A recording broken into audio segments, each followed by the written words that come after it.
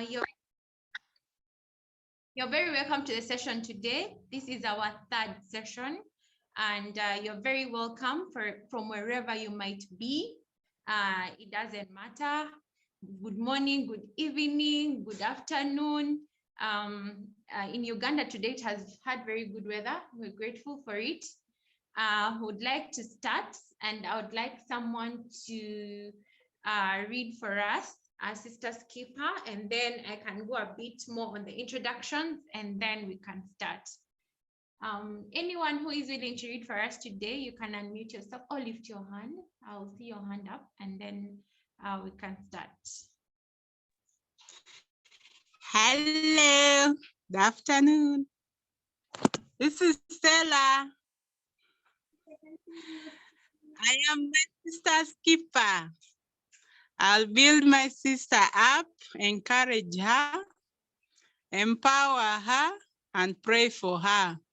I have no reason to talk about her, tear her down, be jealous of her, or compete with her.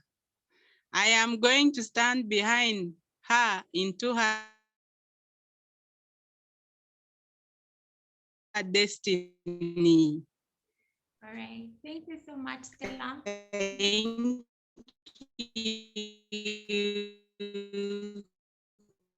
Thank you so much, Stella. Thank you so much. I am going to go. I'm done. Thank you so much. Thank you. My name is Primera. Well, my name is Primera, and I participate a lot in G4G programs and events. That's the major role that I do at Girls for Girls. You're all welcome. This area of Girls for Girls is the Womenprenuers Forum, and that's our goal. Our goal is to make sure that all the G4G mentors who are undertaking any entrepreneur and business activities have been supported, and their businesses are going to be transformed by them being part of a program and being part of Girls for Girls. So one of the goals is to be able to connect us with amazing people who are amazing people in the industry, who help us grow, who give us ideas in their areas of specialty. And so once or twice a month, we have amazing people who come to speak to us about different areas. Last month, we had a discussion on being retrospective on where we were. It was the day after we had gone on our full lockdown, and that means it was very, very nice to be able to understand where we are at that point, and then we continue. Today with us, we are going to have an expert in digital marketing, John. I have worked with him at some point in our careers. Our journeys have crossed, so I know he's very good at it. I also support a lot in terms of digital. I facilitate a paper from the digital called Digital Optimization from the Chartered Institute of Marketing in the UK. So I understand a lot of digital, and when I tell you that John knows digital, he actually knows digital. So I am so proud that he's with us today. He's one of those people who understands it from a very practical point. I will say I facilitate it a lot. I give my ideas a lot, but John has been able to actually present. He has been able, I've seen him actually actually implement what he's going to talk about. So John, you're very welcome to be with us. We needed someone who is really an expert, someone I know who has done the thing, someone I know who has done their best in terms of digital.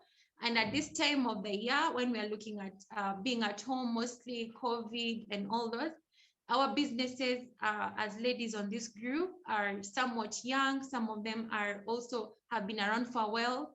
We need to digitalize them. We need to be able to speak in a digital language to our customers, and also basically in terms of market development, develop new markets in terms of the digital space, more digital customers. Maybe we just had walk-ins, now we can no longer open our shops. How do we do that? And then it's not just about being digital. It's also, I'm going to spend money in the digital area. How do I make sure that I've made my money back? It's not just simply about, let's just move digitally. Digitally means also we are going to spend money. It's not only like if it's a physical shop, I have a shop, I am going to pay rent. In the digital ecosystem, I also need to spend money sometimes.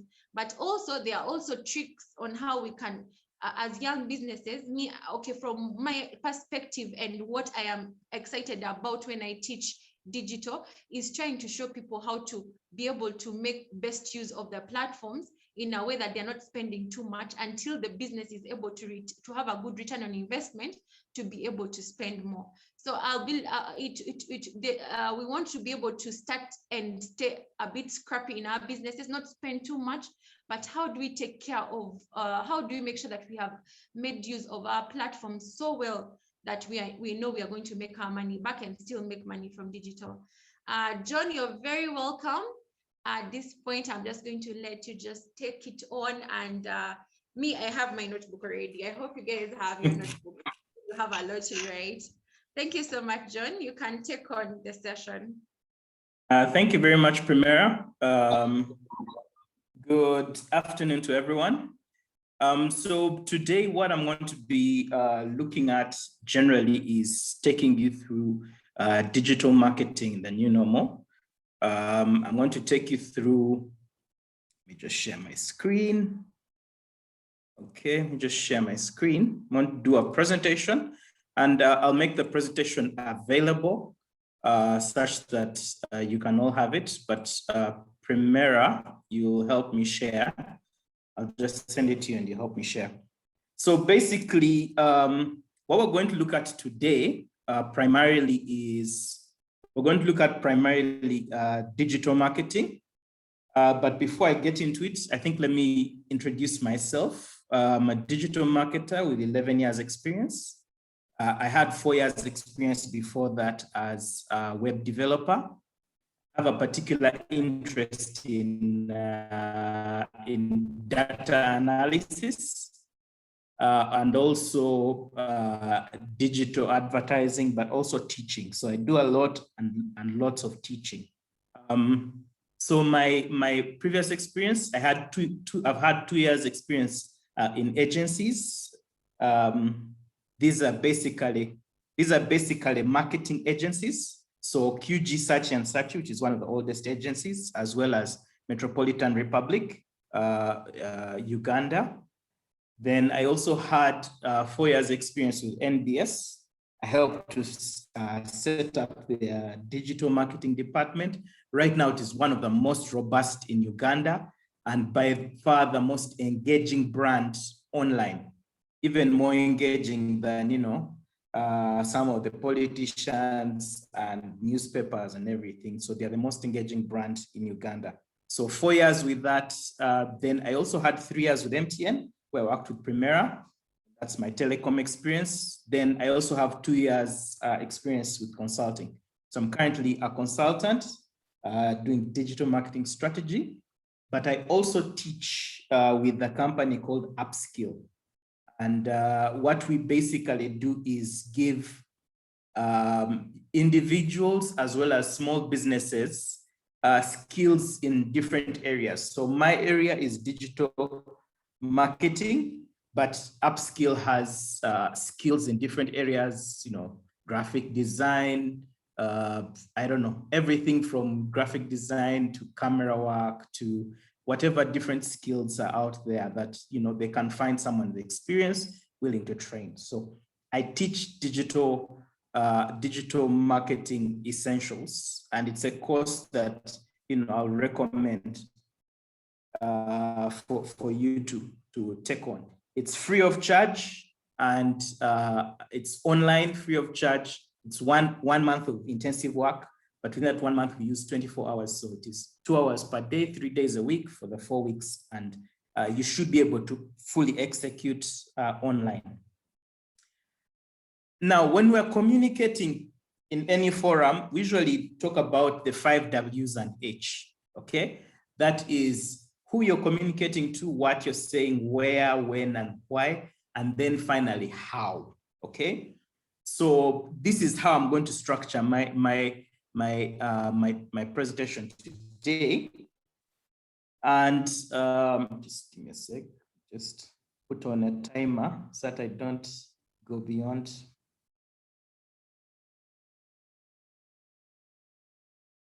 Okay. Sorry.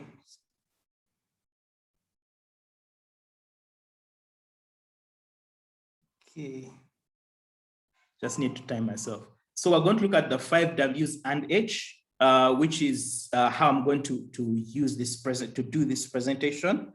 And one, we're going to look at who is on digital media, because it's important to know who you're communicating to or who you want to sell to on digital channels. Then we're going to look at where they're active. So which channels are they active on? And then we're going to look at what are they looking for. So when someone goes online, what is that person looking for? People always assume that they're going for different other things. So we're going to look at exactly what they're looking for from different research points, but also looking at how people search. Then we're going to look at why should I get online? So why should your business be on digital media? And then we're going to look at when should you post online? Okay, so we're going to look at the 5 W's. That's because for a 3-hour session, we can't really delve into the how, which is the technical bit, how to use digital media. And for that, if you are interested, when we look at the 5 W's, because the 5 W's are really going to expound why you need to learn the how. So the how, because the how is extremely technical, can't do that in 3 hours. We'd need another 3 hours just to cover the very basics. So for that, I will employ you to check out upskill.ac.ug. If you want to get the skills, Upskill gives those skills. It's only 2 hours in a day, 3 days for a month, 3 days per week for a month. So it's not that tasking, but the skills that you get from that Digital Essentials class will definitely help you manage your business or help you manage your social media accounts for your company. Sorry, let me just unshare and reshare. I forgot to share with sound, because we're going to have some videos in this. So now when we're going to look at these 5 W's, it's important for us to know who, where, what, why, and when. And that's the format that we're going to use. So immediately, if we're to look at who is using digital marketing, for starters, let me just begin from globally, because digital marketing, you're using global platforms. Okay, so those global platforms, it's essential for you to know how people are using them. So for starters, your population worldwide is 7.8 billion. Then, unique phone users are 5.2 billion. Then those who use the internet are 4.6 billion. And those who use social media actively. So when we say active social media users, we say, well, meaning people who use the internet at least social media at least once every month. Those are 4.2 billion worldwide, okay? So this is a potential audience, a potential market. If you get the principles right, if you get the advertising right, that is the potential out there. But, it's very difficult to obviously market to all those 4.2 billion or 4.6 billion who are online, but it's good for you to know how many of them are out there.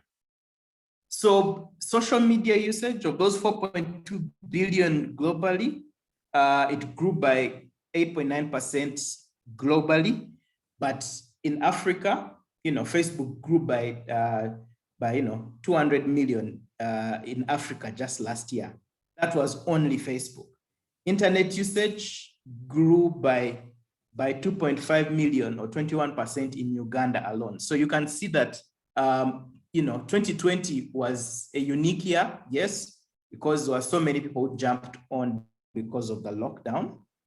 And unlike this lockdown when people are broke, the other one, at least they weren't as broke, so people jumped online a lot. So 2.5 million was very unique because before that, internet usage was growing by about 1 million every year. So 2.5 million in just 1 year just shows you how the new normal is pushing people online. Now that was growth online. Internet usage in Uganda, for starters, we know that people with SIM cards or active SIM cards are 2.8 million. This is according to UCC. Of those 2.8 million active SIM cards in Uganda, you have about 10.9 million internet devices. These are internet devices that have what we call IMEIs. So IMEIs are active, are the identifiers that every device that connects to the internet has. So, people, internet devices that are active are 10.9 million. This is as of January this year. So unfortunately, these stats come out every January from Eskimi and UCC. So as of January last year, I don't think UCC has released a new report. There were 10.9 million. So a good example on why you have, why we look at IMEIs, a good example is my cell phone has 2 active internet SIM cards that will count me as 2 people. But my cell phone having 2 active internet lines in it is only one. It's one device that connects to the internet, which is why I like to count the devices as opposed to the individual SIM cards. So 10.9 million, but of those 7 million are smartphones, okay? So you can see that majority of people are clearly using the internet of their phones. So that's something to take in mind when you're creating content. It's something to keep in mind when you're posting, that majority of the people who, and even when you're having your website designed, it's always important that your website looks good on mobile first before PC, because majority of people are using their mobile phones to surf the internet as opposed to PCs and laptops and whatnot. So like I said, last year was unique. So we had a monthly growth of an average of 210,000. But looking at the average usage in Uganda, majority of users are 35 years and below. And we're going to look at some more on the demographics. That is, it's also typical of our population. Majority of our population is under 35. So we're going to look at that a bit more in detail. Majority of internet users are in 3 districts, Kampala, Wakiso, and Mukono districts. That forms Greater Kampala. So 85% of them reside there. But if you know anything about our economy, you'll know that 48.6% of our GDP is also in those 3 districts. So, internet usage is directly proportional to the money, if I may say. So those 3 districts have the money, are the ones which are the biggest, but also internet usage is big in particular towns, especially towns that have universities in them. So towns like Mbale, Mbarara, Gulu, all these towns have a huge number of internet usage because of the universities, but also specific towns, the regional hubs do have some internet usage, and we're going to look at those numbers looking to Facebook. Now, looking into the demographics, beginning with the age bit, I'd already talked about this. You can see that 18 to 24, then 25 to 34 are the largest demographics. But looking at gender, I already say that that internet usage in Uganda is one of the major, one of the last frontiers that we need to look at for gender equality, because it is clearly very male dominated. 68% of internet users are male. I think this, I always think it might be an issue of priorities, maybe especially the lower income users, because lower income users are the most. I always think maybe, is it maybe priorities? Is it an income thing? Because, you know, males are clearly very dominant, and in some channels it's even surprising. So we're going to look at that as well. So this is the gender and age split. And then when you look at the income split, so we in marketing, or in marketing generally, we tend to separate, we tend to use this socioeconomic classification. You know, you have your ABs, your C1, C2. So your ABs are high income and top management, you know, corporates as we call them. Those are your ABs. And then your C1s are usually supervisory or clerical or junior management. And then your C2s are usually skilled manual labor. So the skilled manual labor can also be in a corporate company. For example, you're in the customer, you're the customer care attendant, or maybe you're in a telecom and you're the person who is laying the cables and whatnot, but you're in a, you know, you have a fairly regular income. Then your DEs are your semi-skilled or unskilled manual operations. So, you know, here you're looking at people who, you know, your houseboy, your house girl, you're looking at the guy who washes the car, you know, the dobbies as they're called, who wash clothes, border riders and whatnot. So those are the DEs. But you can see that the DEs nearly make 50%. So this is a surprising fact for most people to see that the people who we call the bottom of the pyramid actually form the largest number of internet users. So those so-called bottom of the pyramid are actually a huge part in internet usage. But you can also see that, you know, your C1s and C2s, who are your semi-skilled or your junior managers, are also a huge part. Then your Bs, who are your top management, and then your high income, you know, high income being, you know, your Sudirs and Beta Tures and whatnot, about 7%. So now that we know who is on digital, we can then look at where are they active, okay? So where are they active? Oh, by the way, if any of you do have questions, please put them in the comments so that I can answer them either later on or as I continue my presentation. So where are they active is very important. Let's begin again globally. So globally, if you look at people who use social media, you can see that East Africa is only 8%. Only 8% of people in East Africa use social media. And this, obviously, some countries are much better off. Kenya, for example, has nearly 50% of Kenyans are using the internet. So social media is a higher percentage. But then countries like Uganda, only about 25% of Ugandans, 23% of Ugandans are online. So that number is lower, but then because we're talking East Africa, also dragged down by countries like Eritrea, Somalia, South Sudan, and Burundi that are really doing badly on internet penetration. But you can see how other regions are faring compared to ours. So I guess, you know, we're not the least or the worst. Middle Africa is the worst, but, you know, still we have room to grow. But what that generally means is this region is also the one with the massive potential. And the reason why this number is small is entirely because of access. People don't have access to internet because it is still fairly expensive, or they don't have access to internet devices because those are fairly expensive. But the beauty about it is internet devices are becoming cheaper and cheaper. So that means more access.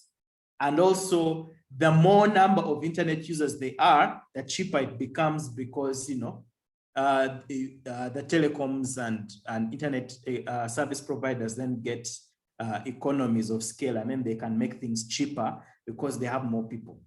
So things are going to definitely increase. And also particularly looking at our population is very young. As you've seen the numbers, 18 to 23, and then 20 to 24, and then 25 to 34 are the highest numbers, entirely because we are the they are the generation, I'm longer in that category. They are the generation who are born with the internet as a necessity. So with more people joining,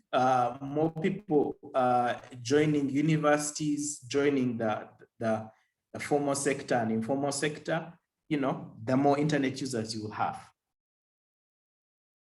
So then, just looking at the individual channels. So Facebook has monthly active users. So that's what MAU means. So it has now about 2.5 monthly active users. As well, you can see 61% of them are male. This has dropped. In January, it was about 3 million because of government's ban on Facebook. That has dropped from 3 million to 2.5 million. So we've lost about 500,000 users entirely because of this whole VPN thing. A lot of people have lost interest or can't afford the VPNs. Then Twitter has about 415,000. Now Twitter is a small channel, but it's very loud, okay? Very small, but very loud. So because those 415 are extremely loud, they tend to influence other channels. So you find a conversation that is trending or that is huge on Twitter, affecting conversations elsewhere, particularly WhatsApp. WhatsApp is where people go to discuss in detail with people who are close to them. But Twitter is where people make the most noise, okay? So,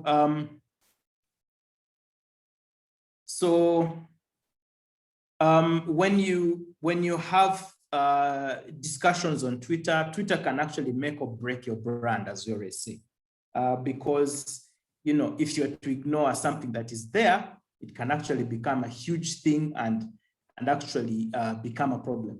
I'll give an example of MTN in 2015. MTN 2015 had a problem with their data. So I think they were counting the data poorly. So instead of 1,024 MBs for every GB or 1,024 bytes for every megabyte or kilobytes for every megabyte, they were counting 1,000. So that bit of 24 missing, cutting off that bit of 24 MBs per GB caused people to say that MTN was cheating them, because they were actually buying data, but the data would get depleted much faster. So they started a thing called Gonya, and I remember they had a hashtag that was trending called Occupy MTN. So actually threatening to go to MTN's office and ban it. So unfortunately, MTN then wasn't as robust, I would say. So they didn't pick it up, but guess what? Their headquarters in South Africa picked it up and were alarmed. So the CEO, poor guy, was on his vacation somewhere in Hoima, or I don't know, and he gets a call from South Africa and he has no idea. So that's the kind of headache that you can be able to get. If you have headquarters outside Uganda, people will see things that you want if you're not online. Or people can actually start a conversation about you and it becomes big and you're not noticing it. So those people on Twitter, those 400,000, as much as they are few, they are a massive influence on the entire social media space because of how the platform is built. The platform is built for noise. Then after that, you do have Instagram, which has about 650,000 Ugandans on it, monthly active users. Again, people who use it at least once a month. Now, for most of you, you'd probably be thinking Instagram is a female-dominated channel. It's actually male-dominated, unfortunately. But the biggest profiles the biggest profiles are females, female profiles. So I guess it's male profiles male users who are following the ladies. Ideally, because Instagram is a very selfie channel, if I may call that. I call it a narcissistic channel because it's about, me. Look at me, my selfie, I've eaten this food, I'm at this place. So I guess ladies are better than that. I mean, a selfie of Sheila Gashumba would definitely be more popular than selfie of mine. So that's where you have, some of these ladies really dominating the channel, but yet the channel does have a lot of male users. Then you have LinkedIn, which has about 830,000. These are mostly professionals and mostly corporate professionals. Then you have WhatsApp. So WhatsApp doesn't have data, core data on who is using it, the demographics, but they do just show a basic on how many users are there. But that's only if you have Facebook partners. So Facebook gives you stats for Instagram and WhatsApp. And then the others you have to find on the individual channels. So this basically shows you social media usage. Now, there are others like TikTok, which are new. Unfortunately, there are no statistics there yet. TikTok is still fairly new. They haven't done a proper analytics platform. There are others like Snapchat. Snapchat is not as popular entirely because, I guess people tend to join Instagram and use Instagram more. The fact that Instagram stole Snapchat's features, I guess, has also worked to kill off Snapchat. But it's not as popular in Uganda. The one that's actually growing extremely fast is TikTok. And again, entirely in the DE segment. So TikTok, because it doesn't consume data, and we're going to look at some of these details. So I guess let me not get deep into that.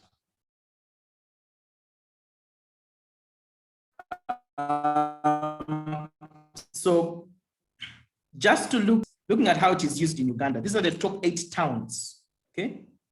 The top 8 major towns in Uganda, we're looking at Kampala, Mbarara, Jinja, Mbale, Arua, Entebbe, Gulu, Fort Portal, in that order. And you can see total users, male users, and then female users. But you can see how Kampala is now, is also the greater Kampala we see as, so you're also picking up parts of Mukono and whatnot, but you can see how dominant it is in terms of usage.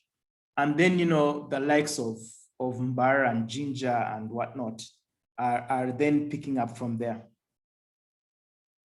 But, you can see if your business is in any of these towns, you can see clearly who is on Facebook in those towns and their demographics in terms of male and female.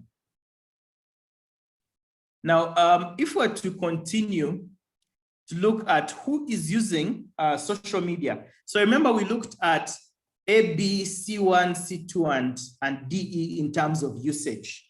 Now, I just want to use this scale. That's the different socioeconomic classifications with the ages, so that we create archetypes for the different ages and socioeconomic classifications. And then we can use those archetypes to see how they use social media, okay? So I'm going to use a system that was created by one of the most esteemed media buyers in Uganda. It's called Mulindwa Sekanwaji. So he did this table that I'm going to use.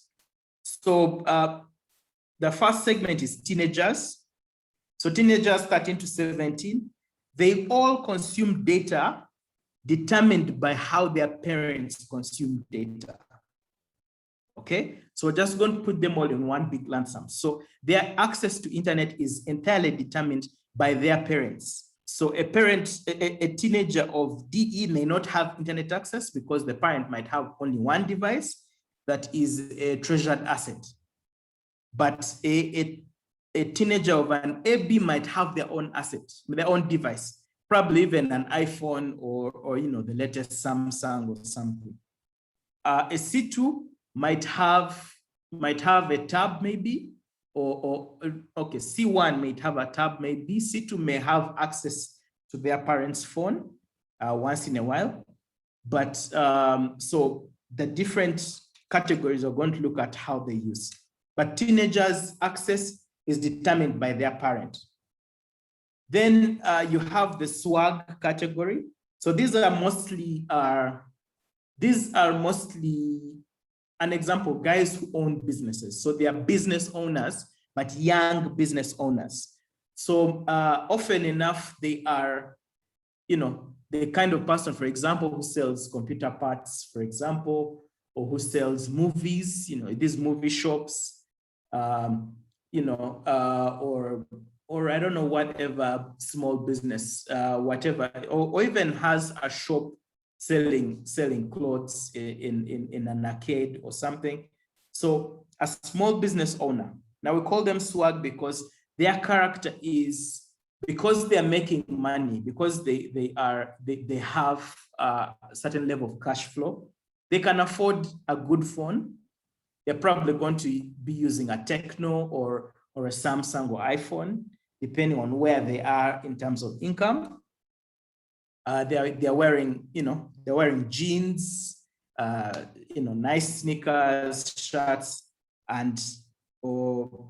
so they are, or even depending on their level, might even be driving. So, this is where your Subaru crew is mostly. Then you have your lucky chaps. So your lucky chaps are basically sons and daughters of either senior managers or business owners. So you're son of a daughter of an AD. So you go to a good school. So either you go to a top university in Uganda, or some of them you study outside. You finish university, and your father or your mother uses their contacts to either get you a good job, or they give you 100 million shillings to start a business. So they are in a separate category at the very onset. So even their internet usage is very different from the swag guys who have had to make it on their own. Then you have what we call the Chalo dreamer. So your Chalo dreamer is your guy downtown. So he might be a border rider, he might be a border rider, or is doing manual jobs. He's earning, let's say, below 500K. So this guy wants to be like the swag guy. So the swag guy is owning a Techno or an iPhone. This guy either has an itel or a Ferro. Okay. So if the swag guy is wearing designer jeans, this guy is probably wearing knockoff jeans or secondhand jeans. So he wants to be like the swag guy. That's why we call him a Chalo dreamer. So he's trying to be like the swag guy, or even maybe the lucky chap.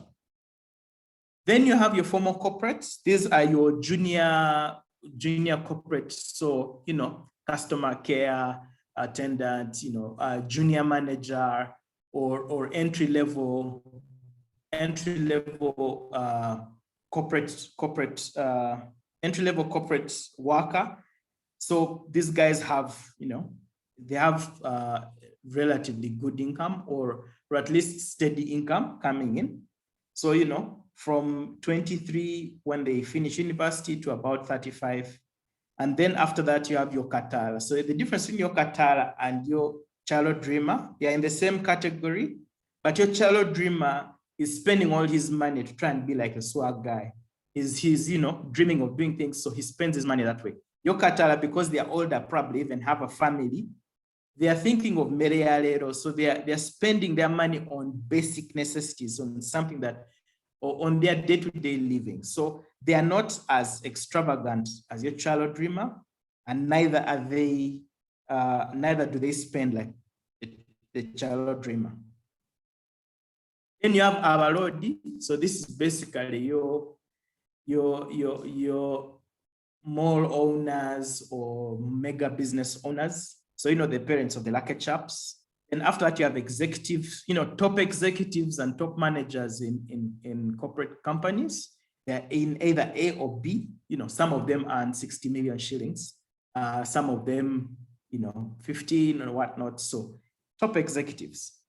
And then you have your senior former corporate. So this is now, they're no longer junior, they're now senior, they've graduated, and they are either still junior managers or have gone to middle management or senior management, but they are just a bit older. So, their usage is also different because now they probably have children and whatnot. Then you have your hustler entrepreneur. If you notice, that hustler entrepreneur covers all the way from the top down to C2. So that is because these guys are at very different levels. So you have your mall, your guy in the mall who has a shop is a hustler entrepreneur if they're at that age, so 30 and above.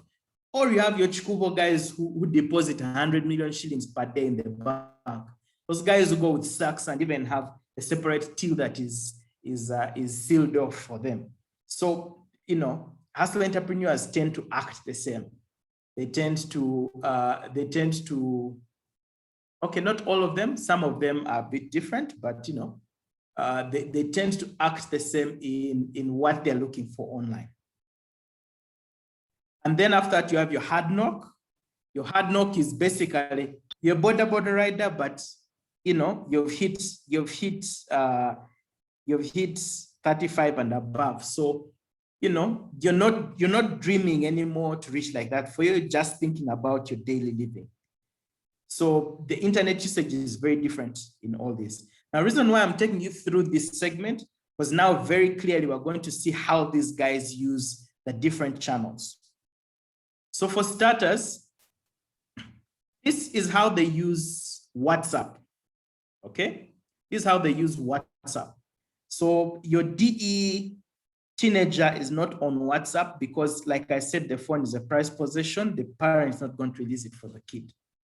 But your hard knock above 45 also is not on WhatsApp entirely because they are probably using a feature phone at that point. They have a phone which is, Katochi, Kaviditi, that sort of thing. They are not on the internet. But, your child dreamer is definitely on the internet.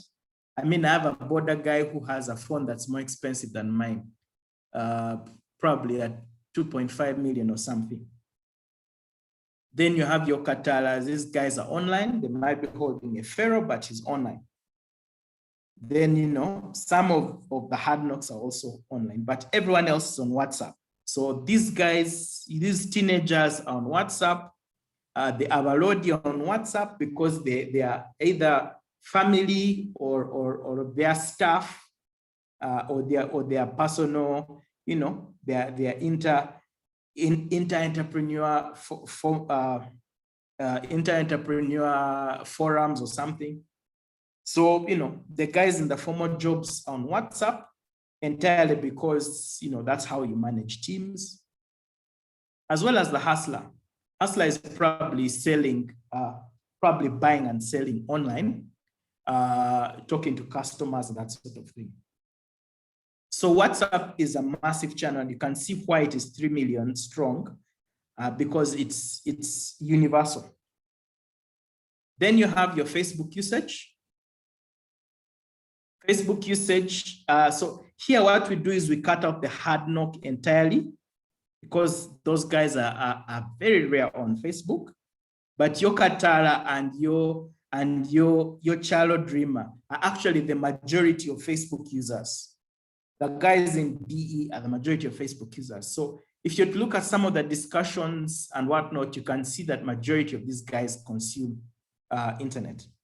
Now, Facebook is so if you look at how people join the internet, the first channel they always join is WhatsApp, because even people who are illiterate can send audio notes and share on WhatsApp. So WhatsApp is always the first channel people join, then Facebook. Entirely because Facebook is, Lugambo, daily what's going on, news and whatnot. So Facebook is also the next channel that people can jump onto. And also it's very, very liberal. You can, in terms of language, you can speak in Uganda, your local language, or whatever it is. And, you know, people don't tend to look down on that. But some of the other channels are very strict. So all these people are on Facebook, except for, again, a teenager for DE and the whole of Hard Knock. Then when you get into Twitter, now Twitter is a very Luzungulunji channel. Now, because it is very Luzungulunji, and also because it is very, because it has a lot of if I may say, it's very, very now and in the moment. So you find even your hustler entrepreneurs don't have time for it, okay? But your senior formal corporates, your top executives, and even your overlord, you're going to be on Twitter, but not to contribute, just to check and see what's going on and what's being said about their brands. But, excuse me, by far the ones who are going to use Twitter a lot and communicate a lot are these swag guys and the junior formal corporates, as well as the lucky chaps. So this demographic are the biggest users for Twitter.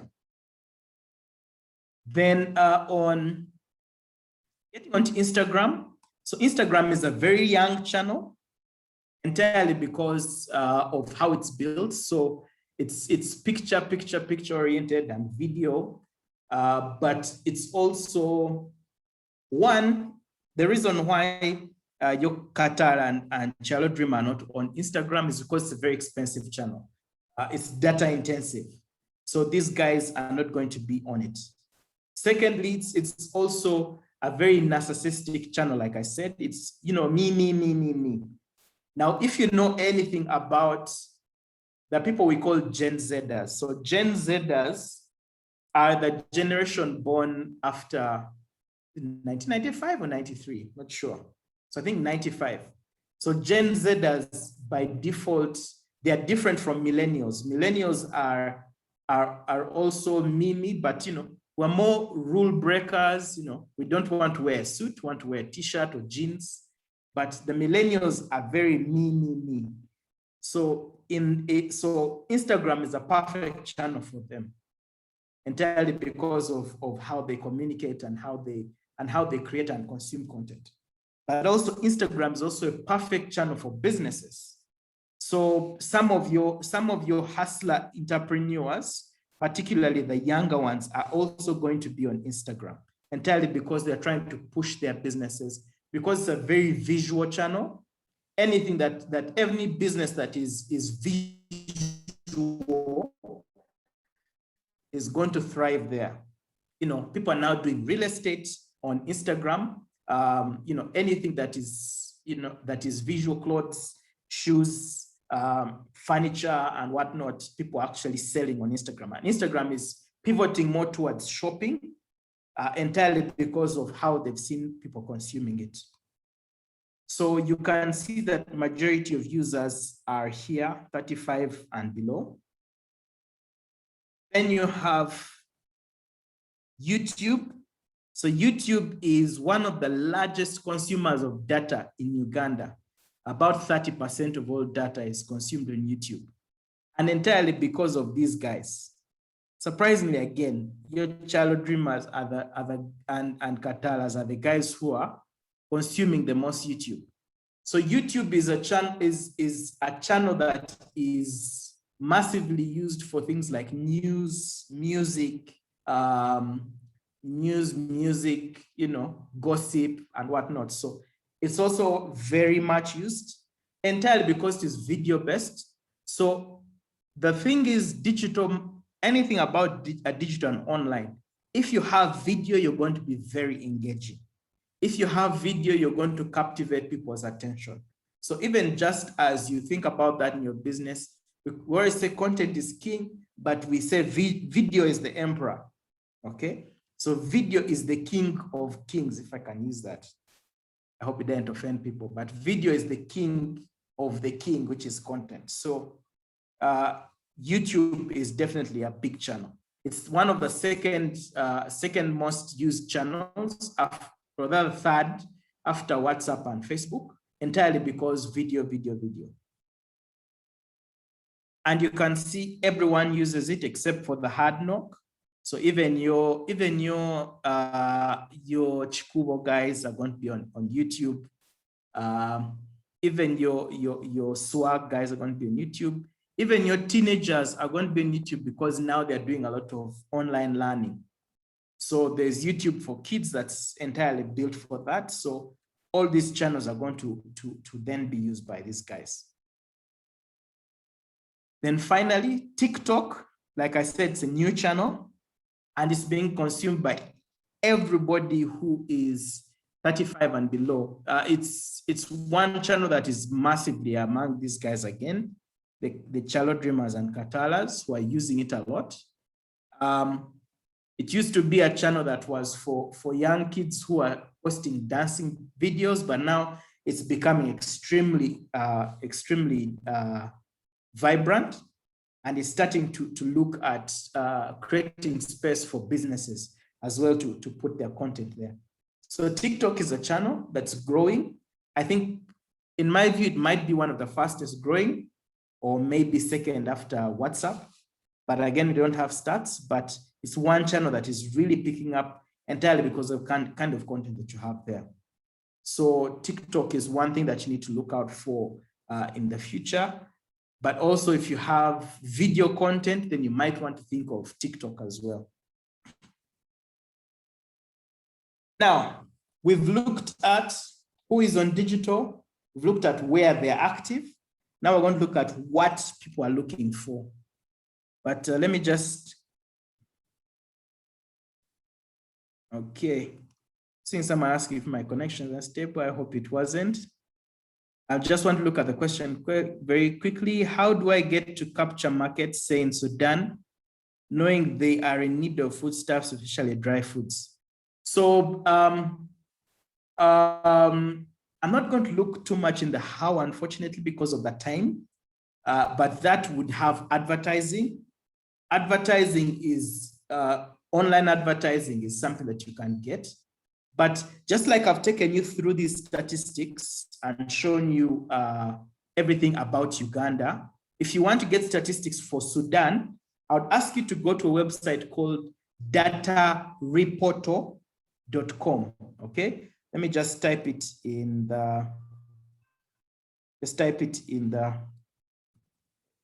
chat, datareporto.com.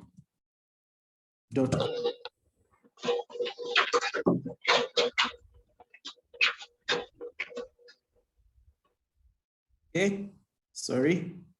So datareporter.com, I've just typed it in the chat, is a website that's going to give you statistics for every single country in the world.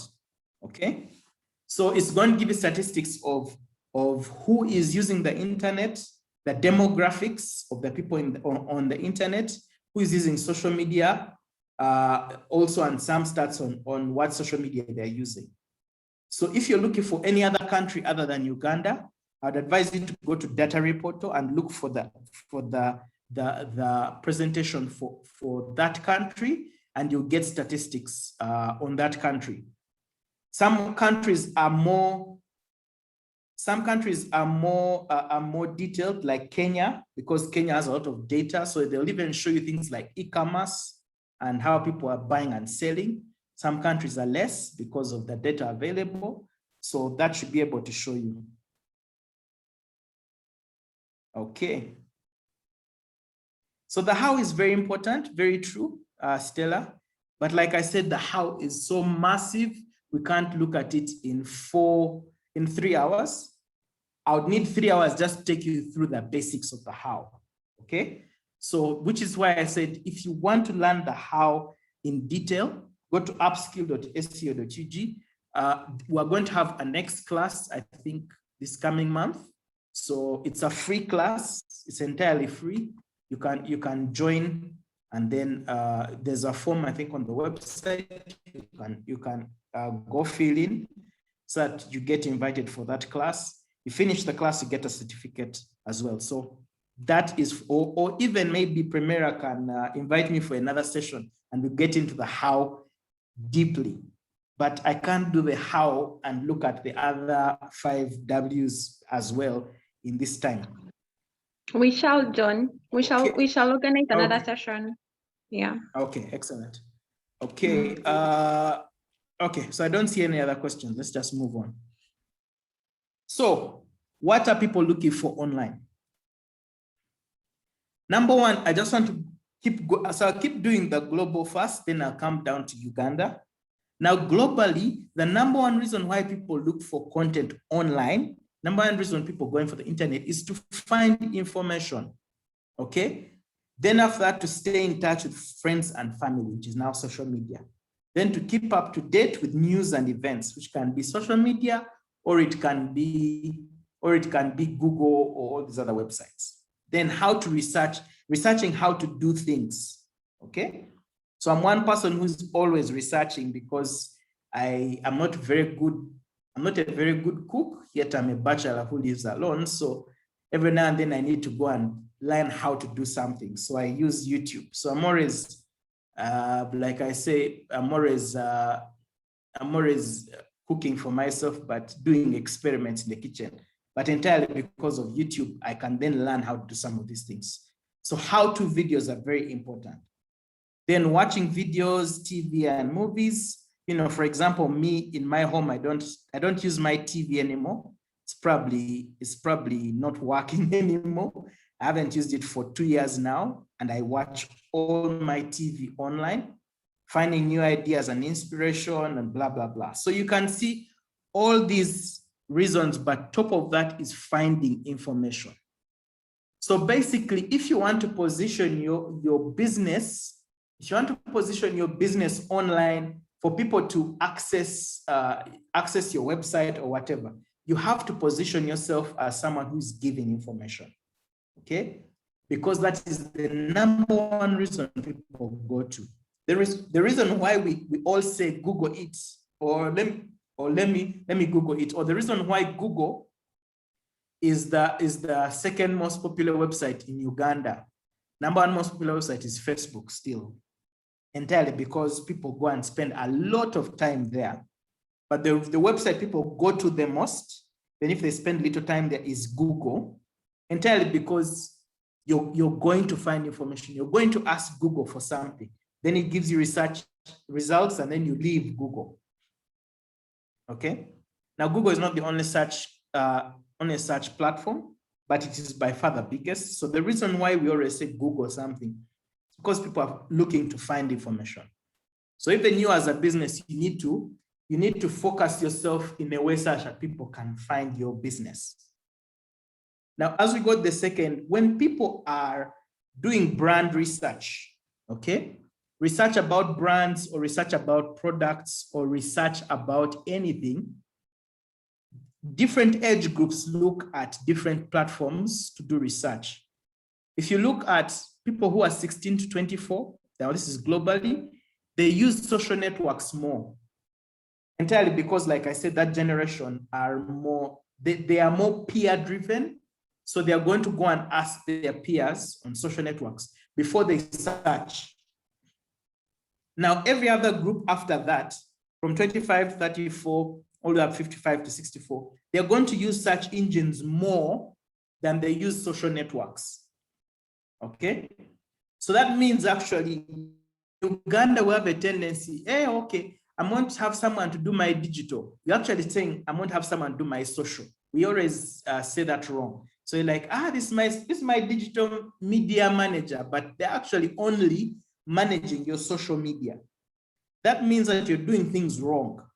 The first thing, the most important place where your information should be, most important place where your business should be is not social media, but a website.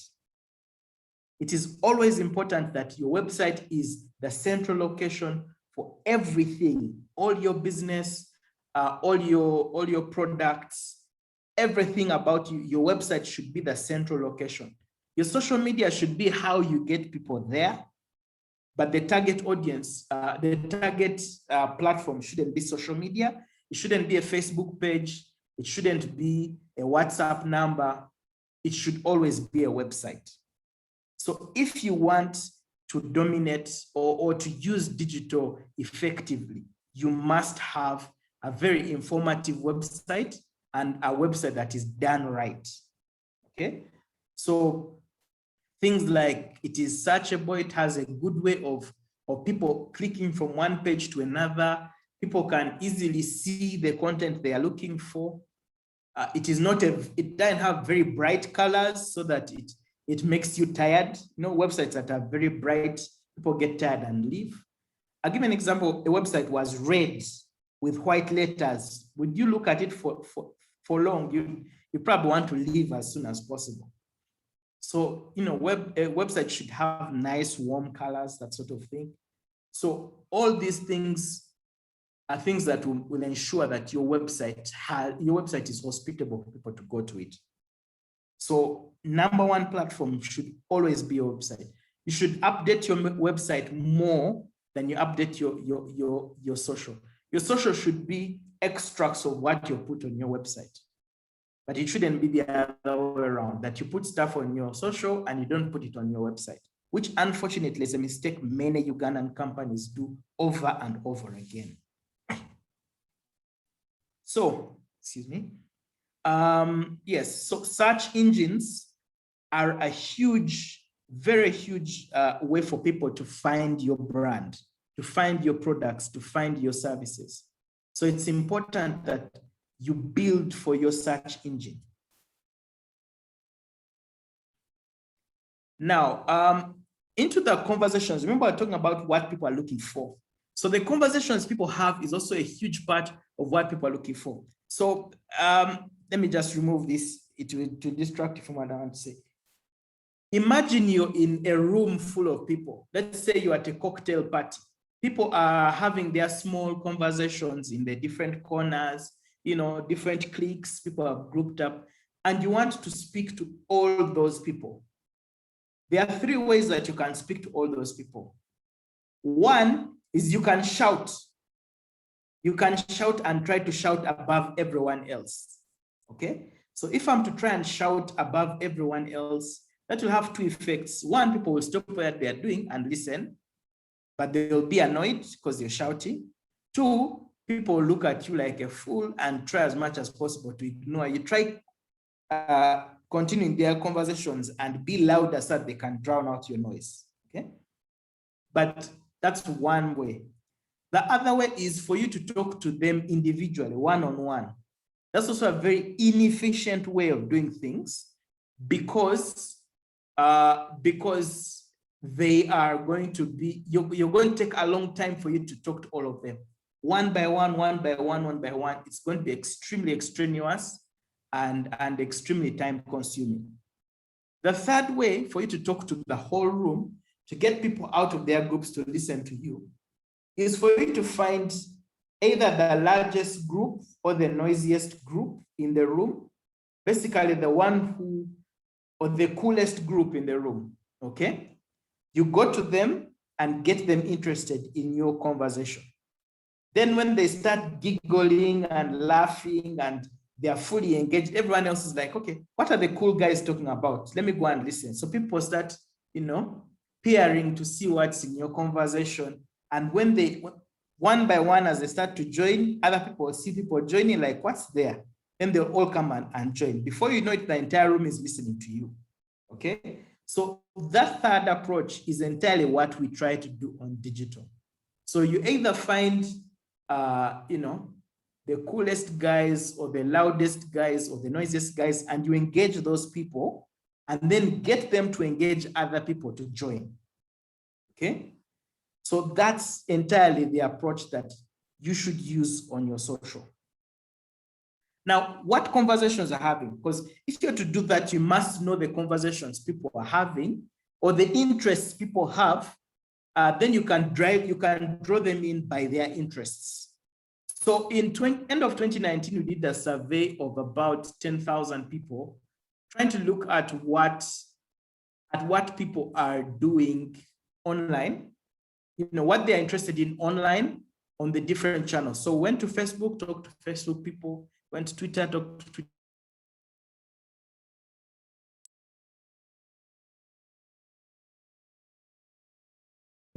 Location across the country. So we looked at Facebook. Sorry, my internet keeps playing games. So we looked at Facebook. So we categorized the conversations in 4 things: news and politics, trivia, which is the usual Lugambo and nonsense, I don't know, Zari did this, or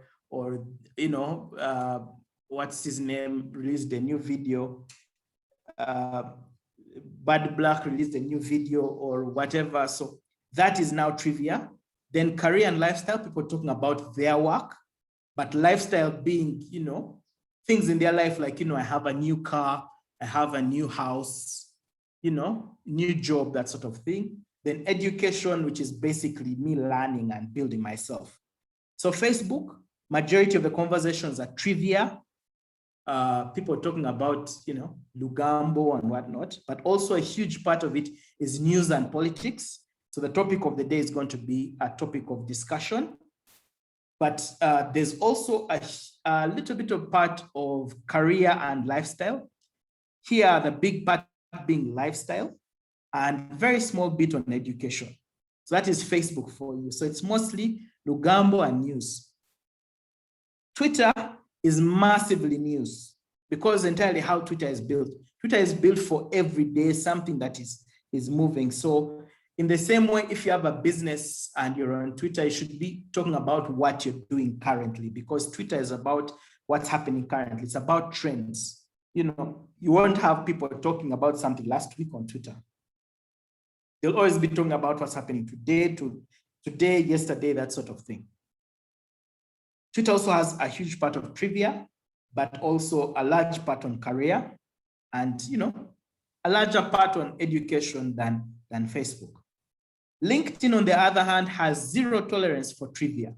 The kind of people who are there don't have time for your talk of the latest news or whatnot. People don't have time for that nonsense. So they are talking massively about career, but there's a little bit on news. So they also don't have tolerance for the daily news because they consume that elsewhere, but they do consume a lot of news in the professional side of things. For example, who was promoted, or which company got which contract, or what's happening in this new space. What does the budget have to do with our business, that sort of thing. So LinkedIn is very, very professional, has no time for trivia, but it's also massively on education, particularly for the LinkedIn Premium version.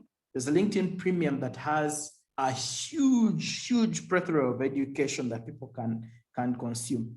Then Instagram is very, very much on trivia. So a little bit of news and politics, but very much on trivia. Selfie, massive on Instagram. It's also massive on lifestyle more than career. So lifestyle. So for example, I have eaten at Java's, or, I have a new house or a new car or something like that. So massive on lifestyle, but not career. A little bit on education. YouTube is massive on news and politics. So just for you to know, the top 4 channels on Instagram, rather on YouTube, are Spark TV, surprisingly, then Bukede. So just shows you the kind of people who are on YouTube. So Spark TV and Bukede are the most engaging channels. This is not following, but engaging. So Spark TV and YouTube, number 1, Spark TV and Bukede, then I think NTV, and then NBS. Okay, NTV I think is massively is way more than NBS because of their live coverage. Their everything live of theirs is on YouTube. But you can imagine Spark TV still beats them and Bukede. So that just shows you how much people consume YouTube. Then it's also massively on trivia, but this is not Lugambo and whatnot. Trivia here, it's mostly music. So that's where the conversations are. And then you have a little bit on career, but also a massive bit on education.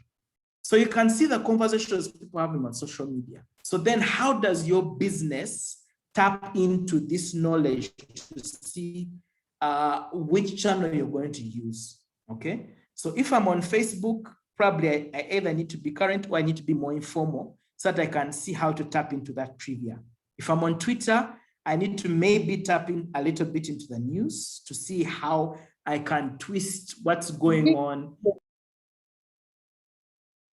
Sorry, to see how I can twist what's going on and see how to bring my brand into that or my product into that. And so all these different channels just shows you the conversations. So again, if you're in a room full of people and you know what they're saying, how do you best change what they're saying so that they can talk about you? It's not by shouting over them, but it's engaging, you know, the coolest or the loudest crowd and then getting people to join in. And the best way to do that is to know what they all are interested in, and then you can, you know, skew your message towards that. Hope that makes sense. Okay. So this is how people are conversing against, across those 5 channels. Now, let me just see if there are questions before we get into the why.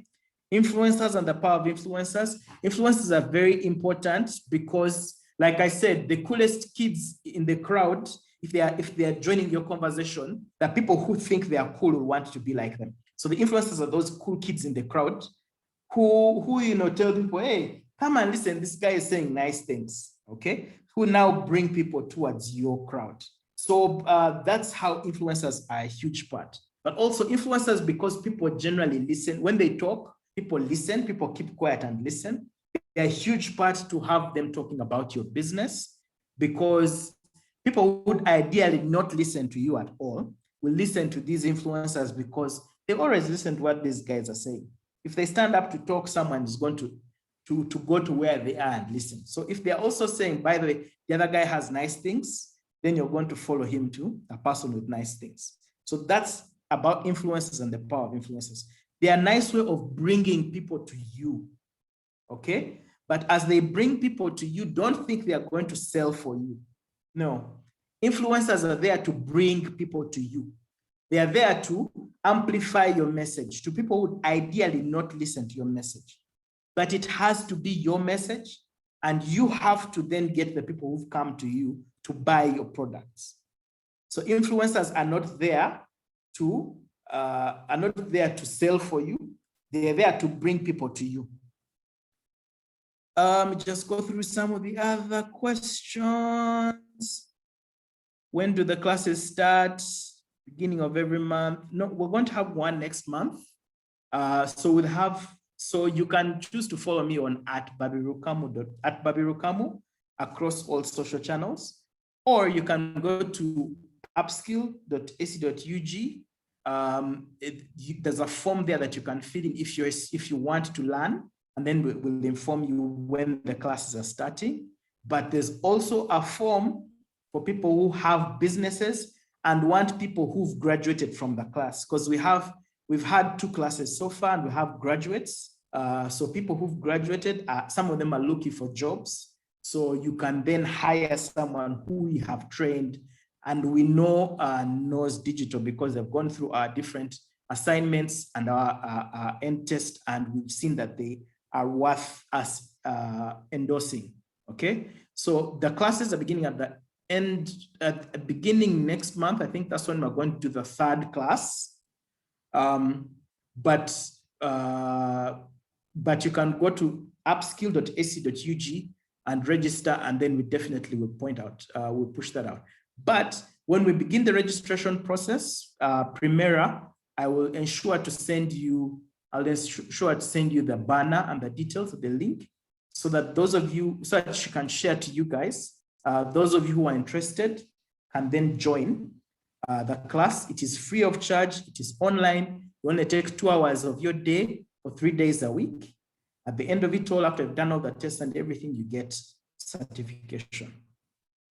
Okay, I already answered that questions. Please share a link again for the class. It is upskill.ac.ug. So it's that simple. We shall organize house series. Okay. Website. Okay. Do you have a checklist for a great website? I'll share that checklist with Premier, and she'll share it. Or you can just go to neilpatel.com. Okay. So let me just type that in.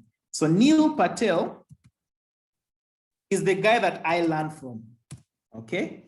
He's one of the most brilliant social media, rather digital marketers in the world. And we're going to see some of his videos in this. He's the guy that I learned from. He's my role model. And he has a great checklist for businesses on his website.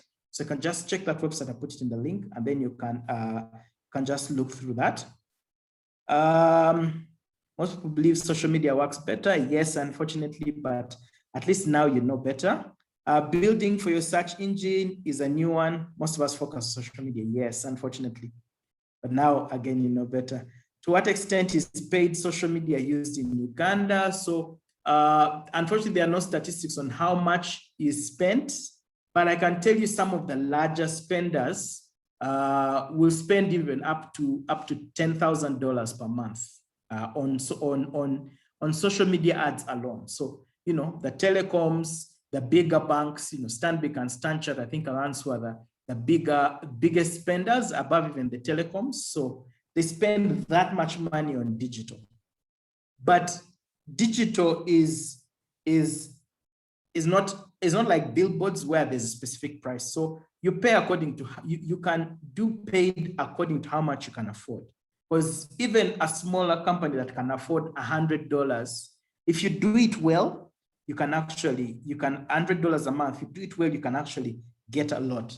I have a friend, his business is called Zopa. He does you know, fabrication of things like, you know, office fabrication, billboards and stuff. And with $100 a month, we have optimized his online presence so much that his digital is now getting him more customers than you know, references. Okay.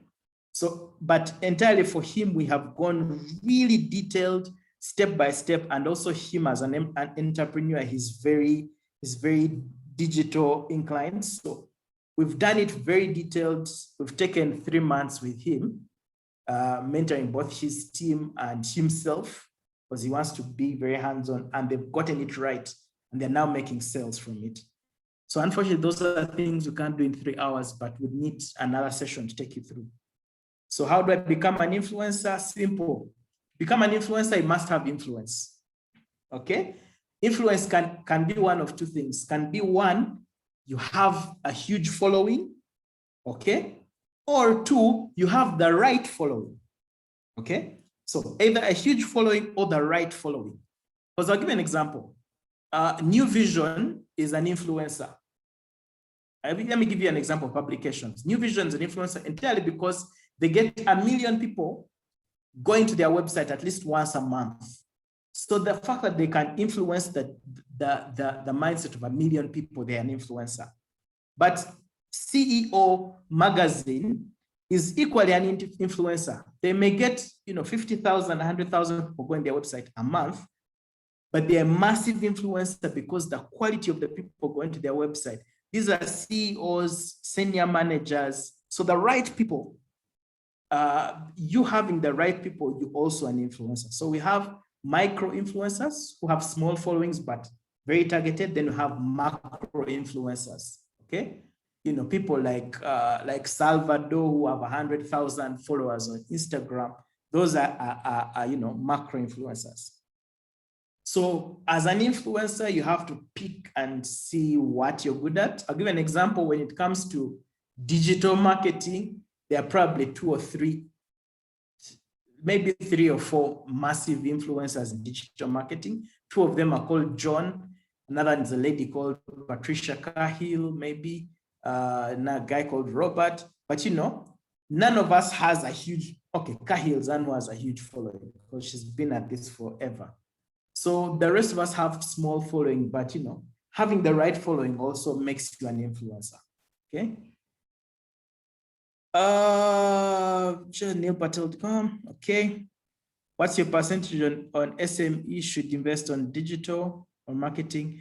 We're going to, okay, so unfortunately, I haven't put a slide on cost, but I don't know why I forgot to add that slide. So I'll give you an example. When you look at the cost of advertising for digital versus other channels, so your billboards, so the cost of reaching 1,000 users, okay? So social media, for example, is, if I remember correctly, it was less than $1 to reach 1,000 people. It was about $0.50 to reach 1,000 people. If you're to use Google, it's about $1.2 to reach 1,000 people. If you use New Vision's website, it's about $2.7, was it? Yeah, to reach 1 million people. If you're to have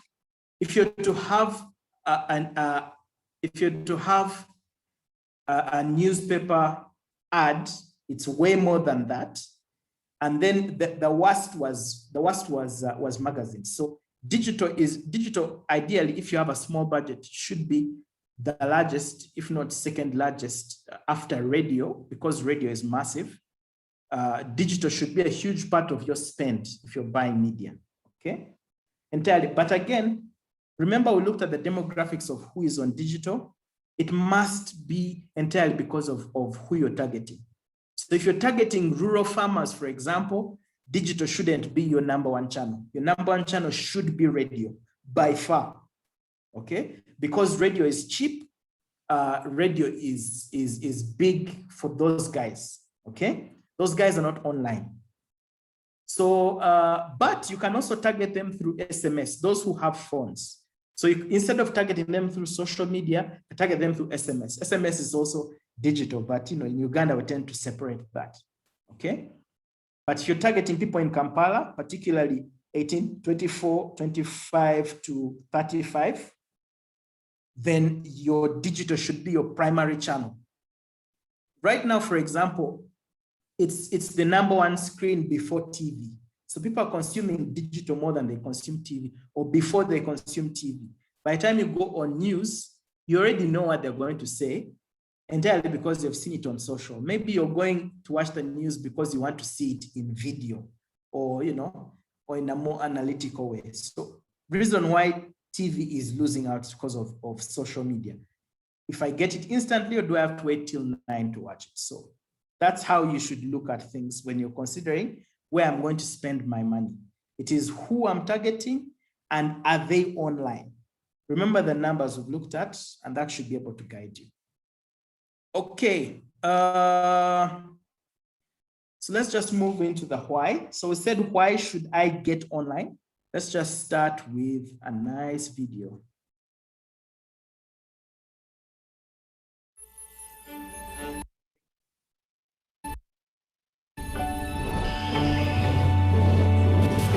Let me just start it from the beginning.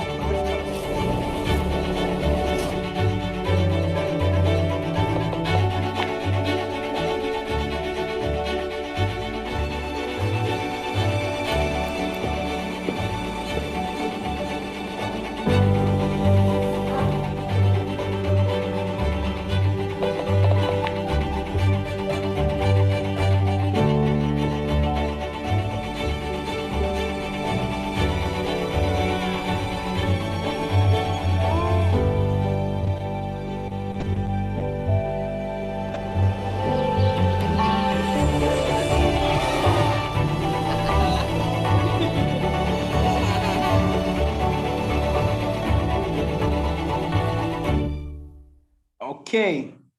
So that's a video from Google, and it's important for you to know this video is extremely important because it takes you through micro moments, okay? So micro moments should be the very beginning of everything you're doing online, because everybody who goes online because of a specific need, okay? So Google classifies those needs into 4 micro moments. There's 1, I want to know moment. 2, I want to go moment. 3, I want to buy moment. And 4, I want to do moment. So let me just repeat those. I want to go, I want to do, I want to buy, and I want to know. Okay, so Google classifies those everything people go looking for on the internet into those 4 micro moments. I don't know, should I repeat the video? Let me just repeat the video so that you guys can see what I'm talking about. So in everything that you're going through, whether you see someone's shoes and you want to see if I can buy a pair of shoes like that, or you're in the middle of a difficult situation and thinking, isn't it better somewhere else? Or I want to buy something, how do I even start? So all those different moments, Google caters for them into 4 micro moments. And in our thinking, that's how we should look at that's how we should be looking at approaching our digital in those 4 micro moments.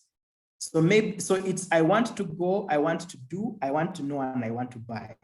But let me just repeat the video, and then we can go into details in why you as a business need to look at how you present your business in those 4 micro moments. Let me just repeat the video, and then we can go from there.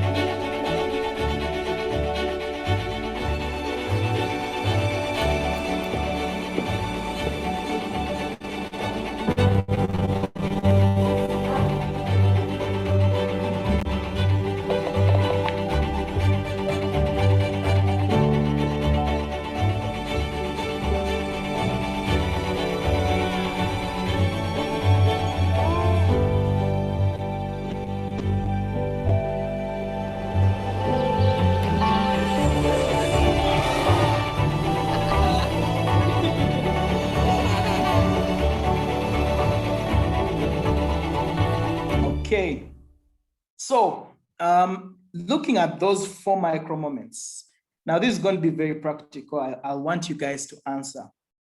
Which of those scenarios we've seen a guy with a new baby, we've seen a guy trying to park the car and failing, so he's looking at possibility of a bigger car, a guy shoveling snow and wondering how isn't there some place with better weather, you know. I've seen a lady admiring someone's orange shoes and wondering if she can pull that off.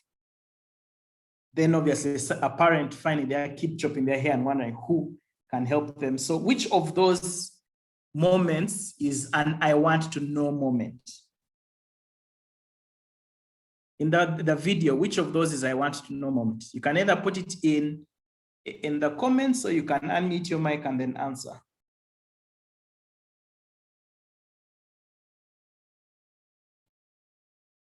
Which of those moments? Nobody?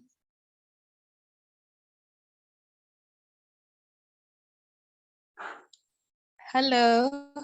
Hi. Hello.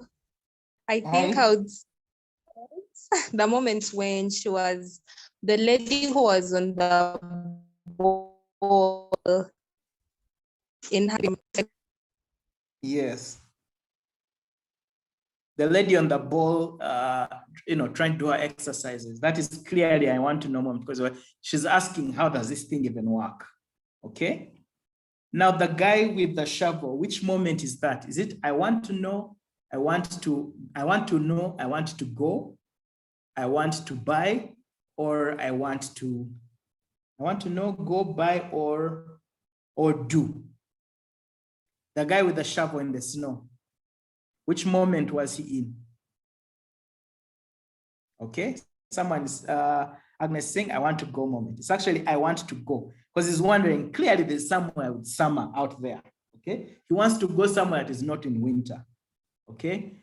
Then the person who found their kid cutting their hair and looked for professionals, is that I want to go, I want to do, I want to know, I want to buy?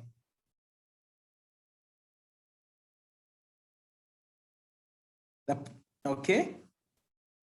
Okay. So the thing is, Procy is right. It's I want to buy, because you want to have someone cut your hair. So that's a purchase, because you're getting someone, you're paying someone to do something for you. So that's an actually I want to buy moment. Okay.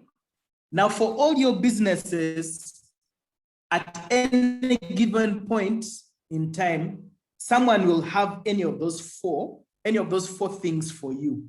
Okay. So I'll give an example.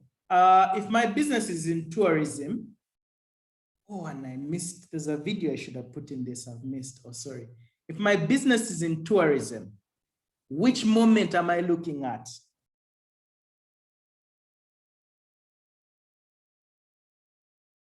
Guys, this is a question. If my business is in tourism, which moment should I be focusing on? Okay, I want to go. Okay, so after I want to go moment, that is correct. What's the second most important moment I should focus on? Is it buy, know, or do?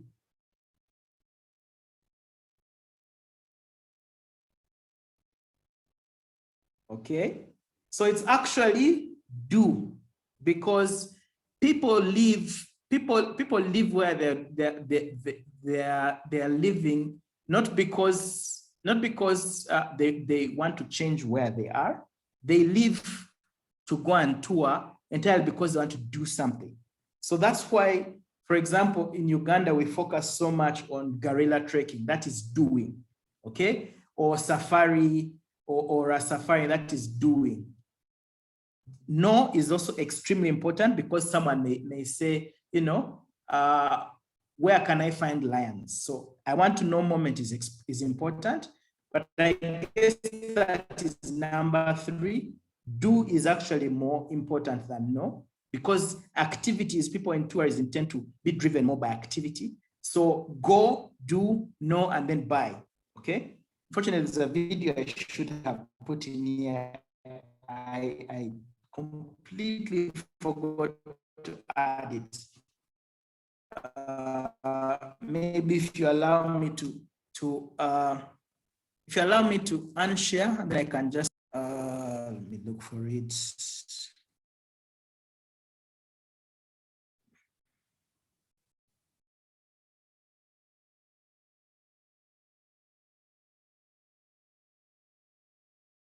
So I just want to show you a specific video because it's very pertinent to this. A sec.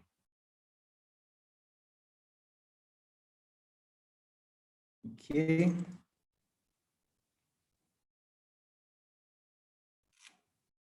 Just go to the specific video in this presentation.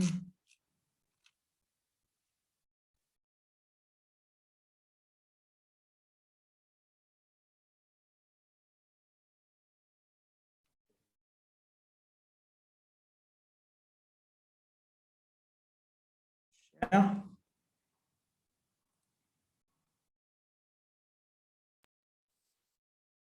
This is a video of someone who did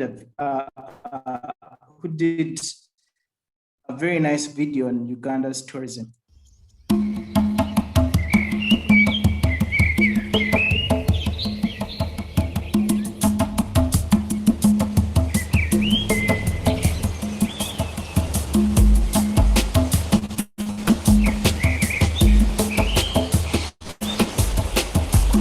Uganda is served by only a few airlines. So if you need to get there, you need to be hopping a few stops before getting to Uganda, because you either fly Ethiopian, Kenyan, or a few other airlines that serve Uganda. So your options are limited, but really, you'll get here.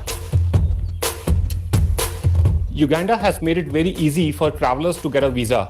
You can get one on arrival by paying a fee of $100 for a single entry visa.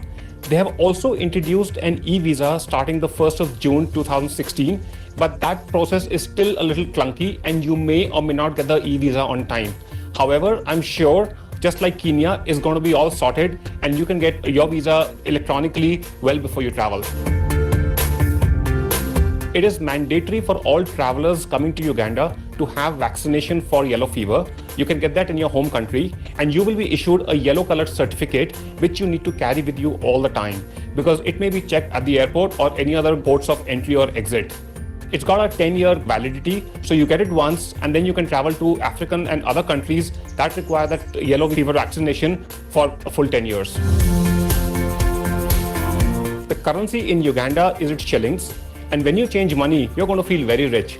Why? Because for $100, you get approximately 330,000 Ugandan shillings. Yes, you heard that right. But it also means everything gets spent very, very fast.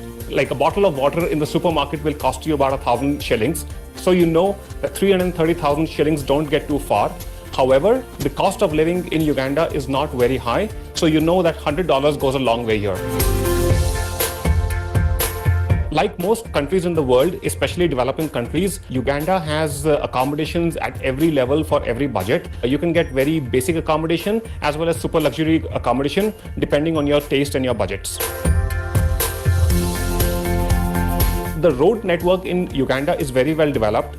I have been driving around the country by car. The highways are very good. They may be dual carriageway most of the way, but the traffic density is very low, so it's very easy to actually get around and very fast. However, you got these small domestic planes that take you around, especially when you're going to national parks. So you can go hopping on those little small planes, which are maybe about 14 seaters, if they don't give you the creeps. But really, drive around, self-drive a car, go with a driver, go with a guide. It's actually very easy to get around Uganda. And most places are just about a few hours from each other. For most people who've not been to Africa, the thought of coming to the continent can be a little unsettling. They have misgivings and they have doubts about whether it's a secure continent. Yes, like any other place in the world, there are pockets and there are instances of violence and crime.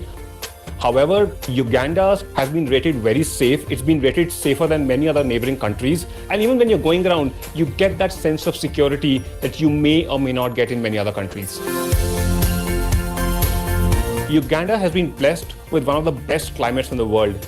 The temperature ranges in the mid-20s degrees centigrade. Rains can come anytime. Wet seasons are supposedly April and May, but you can get showers any time of the year. So be prepared, but you're never going to feel too cold or too warm in this country. The weather in Uganda is so temperate, you'll never require heavy woolens. I would recommend you wear clothes which are suited for very warm weather, which could be shirts which are sweat absorbent or they breathe very easily. Wear your shorts and bermudas, wear comfortable shoes, but always keep a jacket handy and always keep maybe a raincoat or an umbrella handy, because you never know when the weather will change. Uganda is not a very expensive country. Food is cheap, accommodation comes at all budgets. Getting around national parks can be a little expensive, but that's because of the fee they charge. But otherwise, I think your dollars are going to go a long way in this country. Language is actually not a concern in Uganda. Why? Because a lot of people, in fact, a majority of the population does speak English. In fact, they've got many dialects and languages within the country. And I hear a lot of Ugandans actually speaking to each other in English because they may actually not understand each other's languages and dialects. Okay. That's one video I like to show because he very, very easily touches all the touch points, okay? I want to know, I want to do, I want to buy, and I want to go. All of them in one video. And so this is a very effective video for communicating online because it gives you all the touch points. And also it's an old video, 2016, but you can see it is still being used today. So that's one thing about content. If you have good content, it continues to outlive the time that you create it and post it. So this guy very clearly touches, I want to know, I want to know, I want to do, I want to buy, and I want to go. Let me just play a couple of other videos. I just want to get a video that touches, just give me a sec.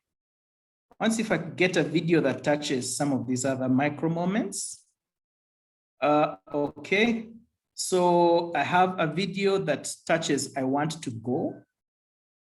This one is from a hotel and you'll see which one. Just let me share.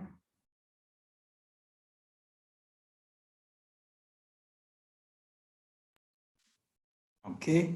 Unfortunately, it was from a presentation that I didn't, another presentation, but I just said, we must have these videos because they'll show you.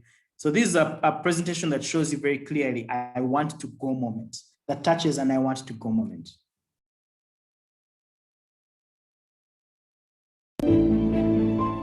Sign is a diverse language, and so is the English language. Over 5 billion emojis are shared in every 24 hours. But do we have one for accuracy and minute detail? How then do you express recipes and aromas? Not everything can be written, told, or gestured.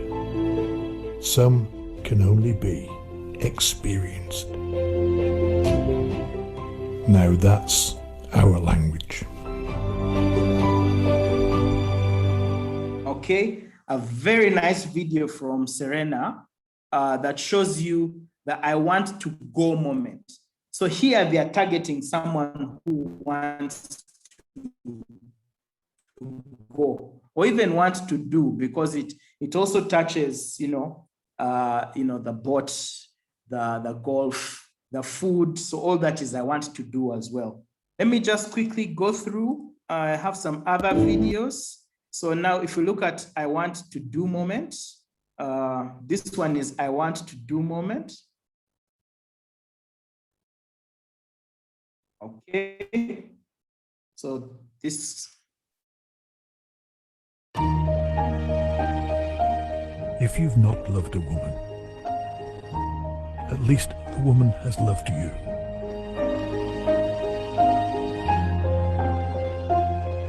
From this Women's Day forward, why not balance the opportunities for boys and girls?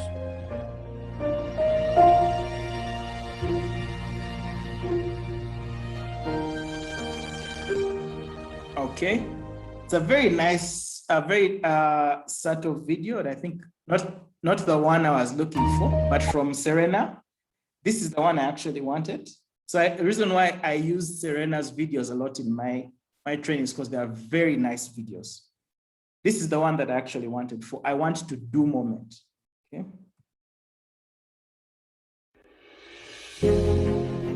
Numbers can get us in. They can settle bills. They turn us around. But when the 14th gets this close, seasons change. Every step counts in making the cream of the moment. If this Valentine's doesn't find you at the Serena, do not count it.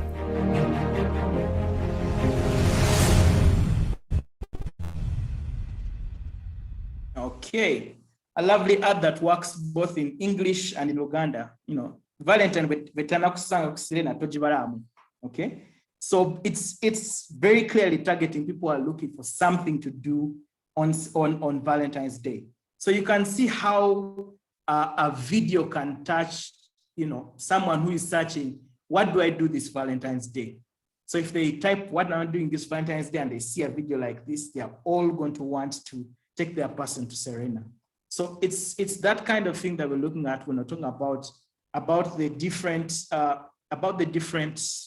micro moments. So we've looked at one that touches all 4 micro moments. We've looked at this that touches the I want to do moment. I want to know moment. Those are usually how-to videos. So how-to videos show people how a product works. I don't know if there's one in this presentation. So this is I want to buy moment. I want to buy moment is a product video. Let me just show you this from Java's.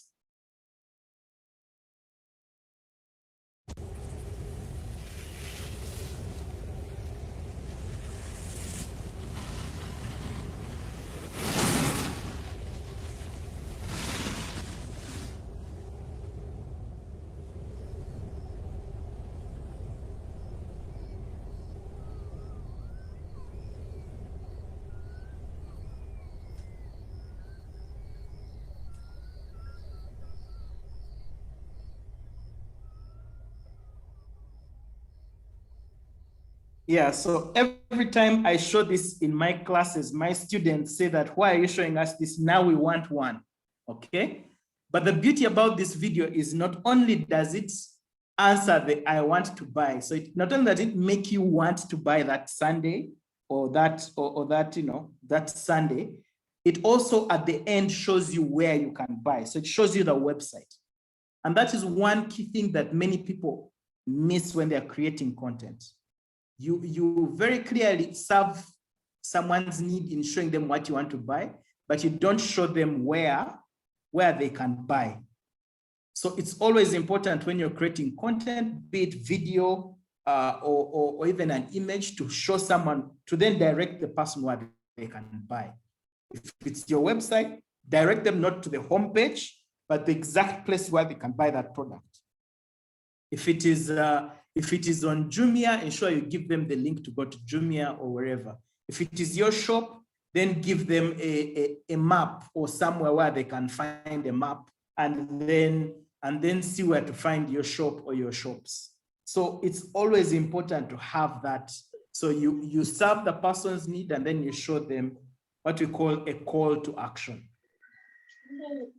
Is that a question? Sorry, someone unmuted. Okay, so I just wanted to show you these videos because it's important for us to understand very clearly the micro moments, because micro moments are a huge part, like I've said, in how people consume content on the internet, or how people actually find things on the internet. So if your business is going to be found online on the internet, you must learn these micro moments and then see how to position your business in these micro moments. Okay, so now very quickly going back to the presentation, to our presentation for the day, just give me a minute, okay. So in the 4 micro moments, the reason why it's important for you to target those micro moments with your content is these simple things. So Google did some analysis and said that 65% of online consumers look for information online versus, a few years ago. So before you buy anything, you're going to first read on it. So that means that if you have a product online that is for selling, if your business is selling online, your website must be equipped with information on the product. If I'm buying something from Jumia, for example, that I've never bought before, I'm going to first go and do research on the product. But you as the person selling, why does someone need to go do research somewhere else? Ensure that information is on your website so they don't leave and maybe even see a competitor who is better or better priced. So it must be on your website. 66% of smartphone users turn to their phones to look for something they see on TV. So we know that these days, like I said, first and second screen. When someone is on TV, whenever they are, some of you may have noticed, whenever there are ads on TV, the first thing you do is go to your phone.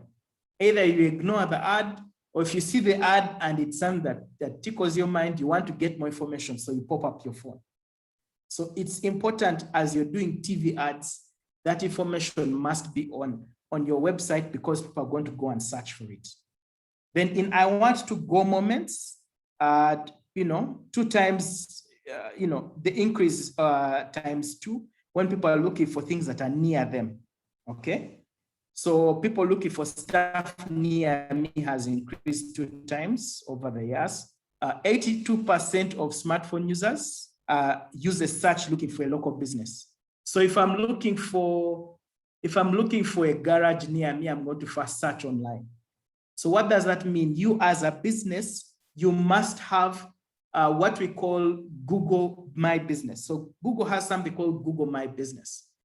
And primarily, the importance of us doing that practical class is because we need to look at these things practically. So you need to see how to create a Google My Business platform. If you've ever gone to, it should be in the other presentation. Sorry, I keep switching between the two, but I just need to show you very clearly what I mean by Google My Business. Sorry, let me just go back very quickly. But if you ever go to, if you ever search for anything, sorry, wrong presentation. If you ever find yourself searching on a website, you're going to find something like looks like this on Google.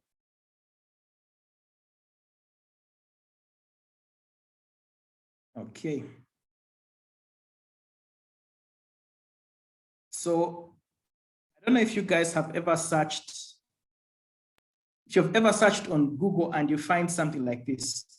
This I was looking for, I think, supermarkets, and it just showed me, shopping online, just showed me. So you can see very clearly it is showing me people's businesses, but most importantly, it's showing me a map. And on that map, it is showing me where those businesses are located. And what it does is it shows you businesses that are first and foremost near you, okay? Then it will show you how people have rated the business. So it's very important for you to have a quality product. You have this, because then people will rate your business. It will show you, are they in-store shopping or are they online shopping? The location, some people create their business very well so that it shows you the time when it's open and also a phone number. Is it open or closed, that sort of thing. So primarily, when we have that second session, we're going to see how to create this for your business, because this is extremely essential. Even if you don't have a website, even if you don't have social media, you must have this. This must be your number one thing to have, what we call Google My Business. So it's extremely essential, but it's also very easy to set up. So if you go to Google and you just type Google My Business, it will take you to the Google My Business portal.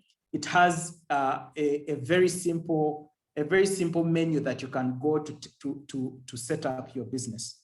So you just type in the name, you type in the category of your business, are you a restaurant? Do you sell this or whatever? Then you put in the location. It puts the location on a map so that you get it right. You put in when your business is open. You put in your website if you have a website. If you don't have a website, it gives you an option to create a website. So you can get a free website from Google. Then you can put pictures. You can let people comment. You can let people review your business and all that. And most importantly, you can click the bit where they can either call you, like this person's who has their phone number there, or they can email you. And all that, the only requirement you need to do that is a Gmail account. So if you have a Gmail account, you can immediately create a Google My Business account. So just go to Google, type in Google My Business, and then go. It is very simple to create a Google My Business account, but most importantly, for you to put in photos of your business or your products, for you to show what you sell and whatnot, such that when someone searches for whatever it is they are searching, your business pops up, okay? So this one even pops up before the ads. So there are ads down here and other people who've done very good, what we call search engine optimization to make their website come up, but Google My Business comes before them. So you can see how important it is for you to have a very good Google My Business. So let me just see, switch off.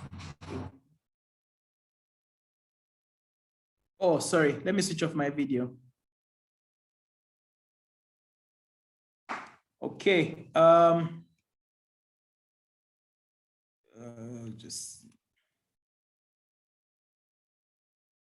okay.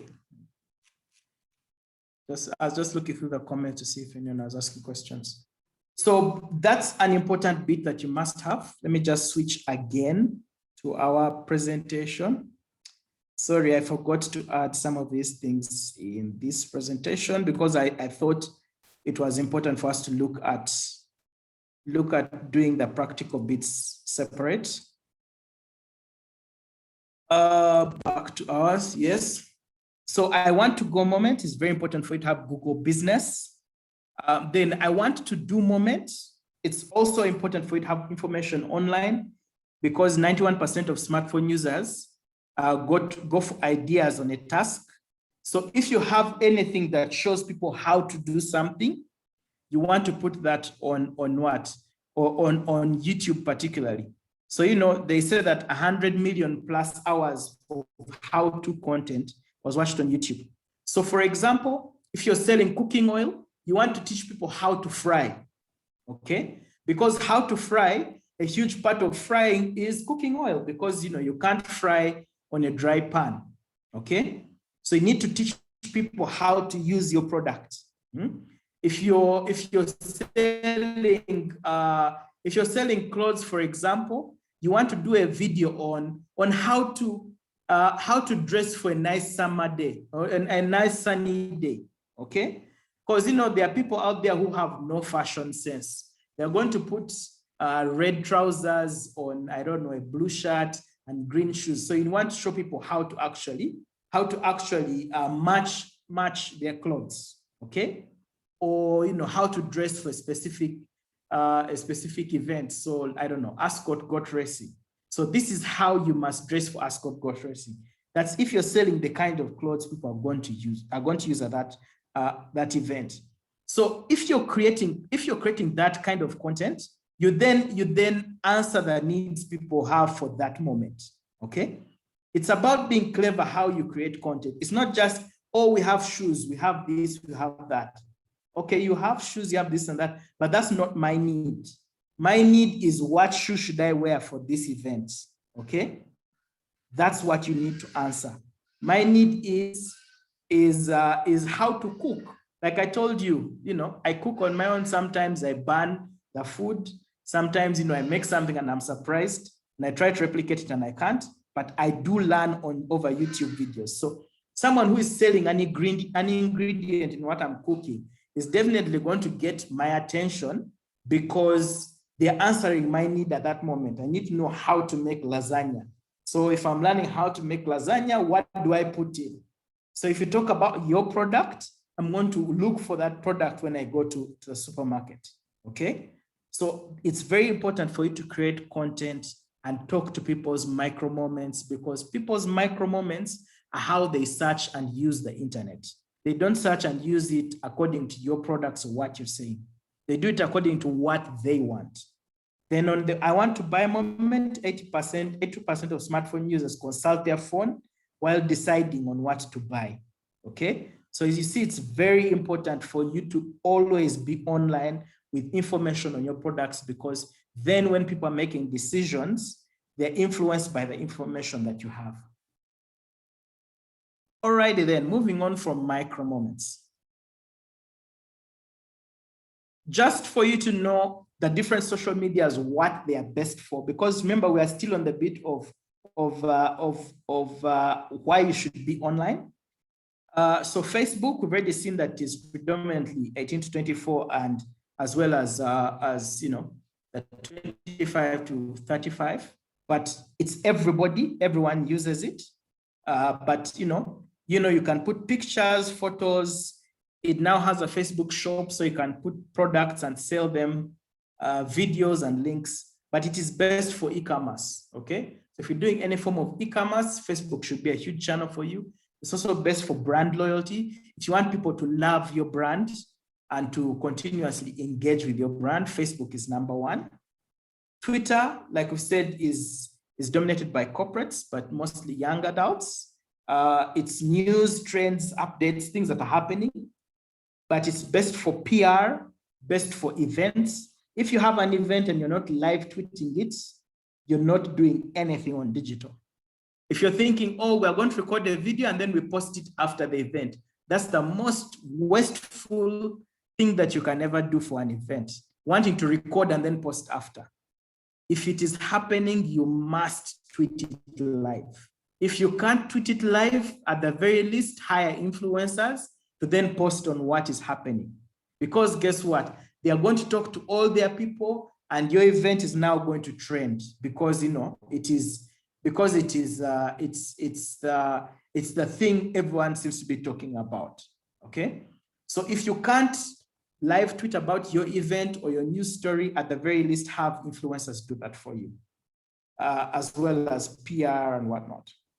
Instagram, like we've seen, is youth, but it's dominated by affluent youth entirely because it's an expensive channel. So it's videos, photos, live streams, but it is excellent for clothing, for beauty products, for retail products, for real estate, for concerts, and also food and sales. I have a friend who he calls himself Chap Art, and he sells beautiful, beautiful photographs. So he goes around taking beautiful photographs of Uganda, and then he frames them into very lovely art that you can hang off your wall for as little as 300K, and it's really, really, really beautiful art for your interior. And he sells it entirely on Instagram. Okay, so just shows you if you're consistent, if you're doing a bit of advertising, you can actually make sales of your Instagram. If you have a product that is visual, it must be visual. Then, you know, LinkedIn, like we said, you know, is corporates mostly, but also has a lot of job seekers, people fresh from campus, you know, news, a little bit on news, but mostly thought leadership, professional discourse, and jobs. So it's extremely good for job listings, because if you're an HR trying to sell, trying to get people, LinkedIn is a massive channel for you. For staff to profile themselves so that they can, you know, see how to increase better their professions. It's extremely good for business to business sales or business to government sales, because people put their professions and they put their industries. So you can choose to target. I can choose to say, okay, I want procurement managers in telecoms only. And that's where your money will go. You can't do that on Facebook because people don't put their jobs on Facebook. You can't do that on Twitter because people don't put their jobs on Twitter. If I'm to target on Facebook, I'm going to target, for example, on location. So let's say I'm going to target where the telecoms are found. But guess what? When I target those areas and even target the age groups that I think procurement managers may be, I'm also going to target the cleaner because it's also in that area, probably because the Wi-Fi is also online. I'm going to target the security guard. I'm going to target the guy in IT. I'm going to target the driver, even the CEO by mistake. Yet all I want to do is target the procurement guy. So I'm going to spend money on all these other guys who don't matter for my ad.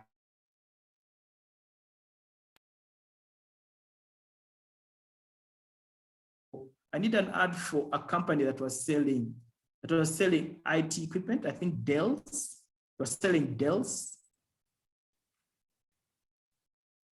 And And that company, we made sales entirely because we targeted one, procurement guys who are going to make a decision to buy, but also we targeted the IT guys who are going to decide which deal to buy.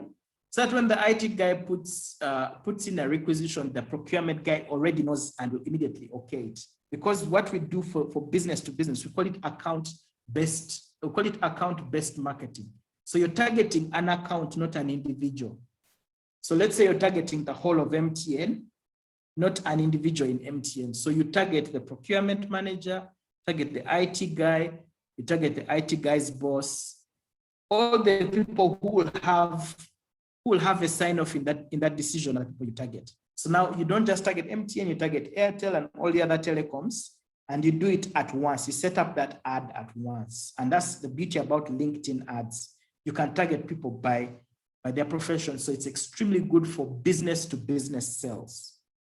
It's also good for thought leadership because you can go and put content about your profession. People see that you're in that profession. They respect you for what you post or not, depending on how well you post. And people will then see you as an authority in what you're doing. So it's a very good channel for thought leadership. YouTube, like we've seen, is used by every single person who is online. It's great for archives, it's great for how-to videos and live streams, but most importantly, how-to videos, because a lot of people go there to learn. So if you have a product, you want to teach people how to use the product, you want to teach people how to buy the product, you want to teach people if it's in a package, how to unpackage the product and all that. So you want to do as many videos as you can, as your budget can allow you. Snapchat, the only channel that is female dominated. It's great for moments, moments in video and photo. It's best for events and promotions, if you have any sort of promotion. Unfortunately, no one is using Snapchat in Uganda, entirely because the crowd is very small. It's very niche. People have moved a lot towards Instagram and the other channels that are doing the same. Twitter now has evolved, they're doing spaces. So what Snapchat used to be big for has been taken by other people, and they're doing it better than them. So unfortunately, it's a dying channel. Then WhatsApp, very good channel for customer care. If you can implement what it takes to do customer care there, it's a very good channel for pushing promos, but unfortunately, you can't monitor on how good your promo is going because it has no statistics. It's a closed channel. Ideally, it's not even social media, it's a messaging app. So it's the same as Facebook Messenger, okay? But it is excellent for managing teams. So, these are very good things in why you should be on the different channels, but also what you can best use them for. Let me just see if there are questions before we move on. Presentation is hazy. Can it be clearer? Oh, sorry. I think, I hope my switching off the video has made it clearer. So sorry for that. Okay. So now I like to separate the different channels into things like, so news or edutainment, revenue or brand, okay? So it's important for you to know what channel to use for what need. Because when you're starting a company or when you're starting to market, at that point, you're not looking at revenue, you're looking more at brand because you want people to recognize you. You want people to love you as a brand or to love your products. You want people to be able to appreciate what you stand for as a brand. So that's why revenue and brand are on the opposite, but it doesn't mean that having a strong brand doesn't equal revenue, okay? But at one point you want to actually push your brand, and at another point you actually want to push for revenue, okay? Then also on the other side, there's news. Do you want to push what is happening? Or do you want to do edutainment? Edutainment is education and entertainment. Okay, so we put them together as edutainment. So those four vectors, if I may call them that, put together, the channels just then very easily slip into those four. So you can see Twitter is very big on brand and very big on news. It's not a very entertainment platform, neither is it a very revenue drive platform, okay? Because it is much easier for other things to drive people to give you revenue than Twitter. But it's very good on people appreciating your brand and people following what you're doing, so news. Then YouTube is very revenue driven, I would say. Yes, it has a bit of brand, which is why you see it's not at the very extent at the top. It has a bit of brand, but YouTube, at that point, you're basically pushing people to either teaching them how to buy or teaching them about your product. So you're not teaching them about your brand. You're not trying to get people to love your brand. At this point, you're trying to get them to, you're trying to push them beyond the loving your brand to actually buying a product or going to your website or doing something. Or they've already bought a product and you're trying to show them how to use that product, okay? Then Facebook is very revenue-based, but it's also very brand-based. That's why you see it's very near that line that separates the two. And it's also very much on both edutainment and news, which is why you see it's nearly the center. So it's more entertainment than news, but it's also very news-based, which is why it's not at the extent on this side. Now, Instagram, on the other hand, depending on what you're selling, will flip between the two, okay? So if you're a brand that is not selling a visual product, then it is down here on brand because you're trying to get people to love your brand. If your product is selling a very visual product, then it is up here in revenue, okay? Because then it becomes a very selling platform, if I may call that. LinkedIn, on the other side, is entirely revenue, okay? It's entirely revenue. And here you're doing more educating than entertainment. And the reason why it is up there is because, one, if you're an employee, you're trying to sell yourself so that you can get a better salary. If you're a business person, trying to sell your business so that people can want to either partner with you or buy your products, or that the people you're targeting can see what you're doing and want to buy in. So it's a very revenue-based product.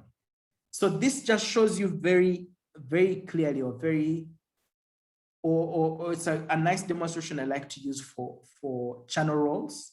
So you can have some channels that are revenue, some channels that are brand, some channels that are news, some channels that are edutainment. But like I said, Instagram can flip. It can be here or it can be up here, depending on what your product is. If your product is very visual, shoes, even real estate these days is being sold on what, houses for rent and whatnot is being sold on Instagram. So if your product is visual, it's up here. Okay. Is it still not clear? I'm saying someone is saying this slide is not clear. I hope it's better. Internet, unfortunately, is playing. I don't know why, of all days on my side, internet is playing games. So we've just seen the channel roles. Now we go into the when should I post? It's going to be the last bit, then we're going to have Q&A. Like I said, for the how, we're going to have a different session, because then that would be very practical. It won't even be a PowerPoint presentation. It will be, digging into the actual platforms. So for the how, I want to take you first to Neil Patel. Let's just listen to our video. Should you be posting on Facebook at 5 a.m. or noontime? Should you be posting at nighttime or in the morning? The answer I'm going to give you isn't what you're expecting. Hey everyone, I'm Neil Patel, and today I'm going to share with you what time you should be posting on Facebook.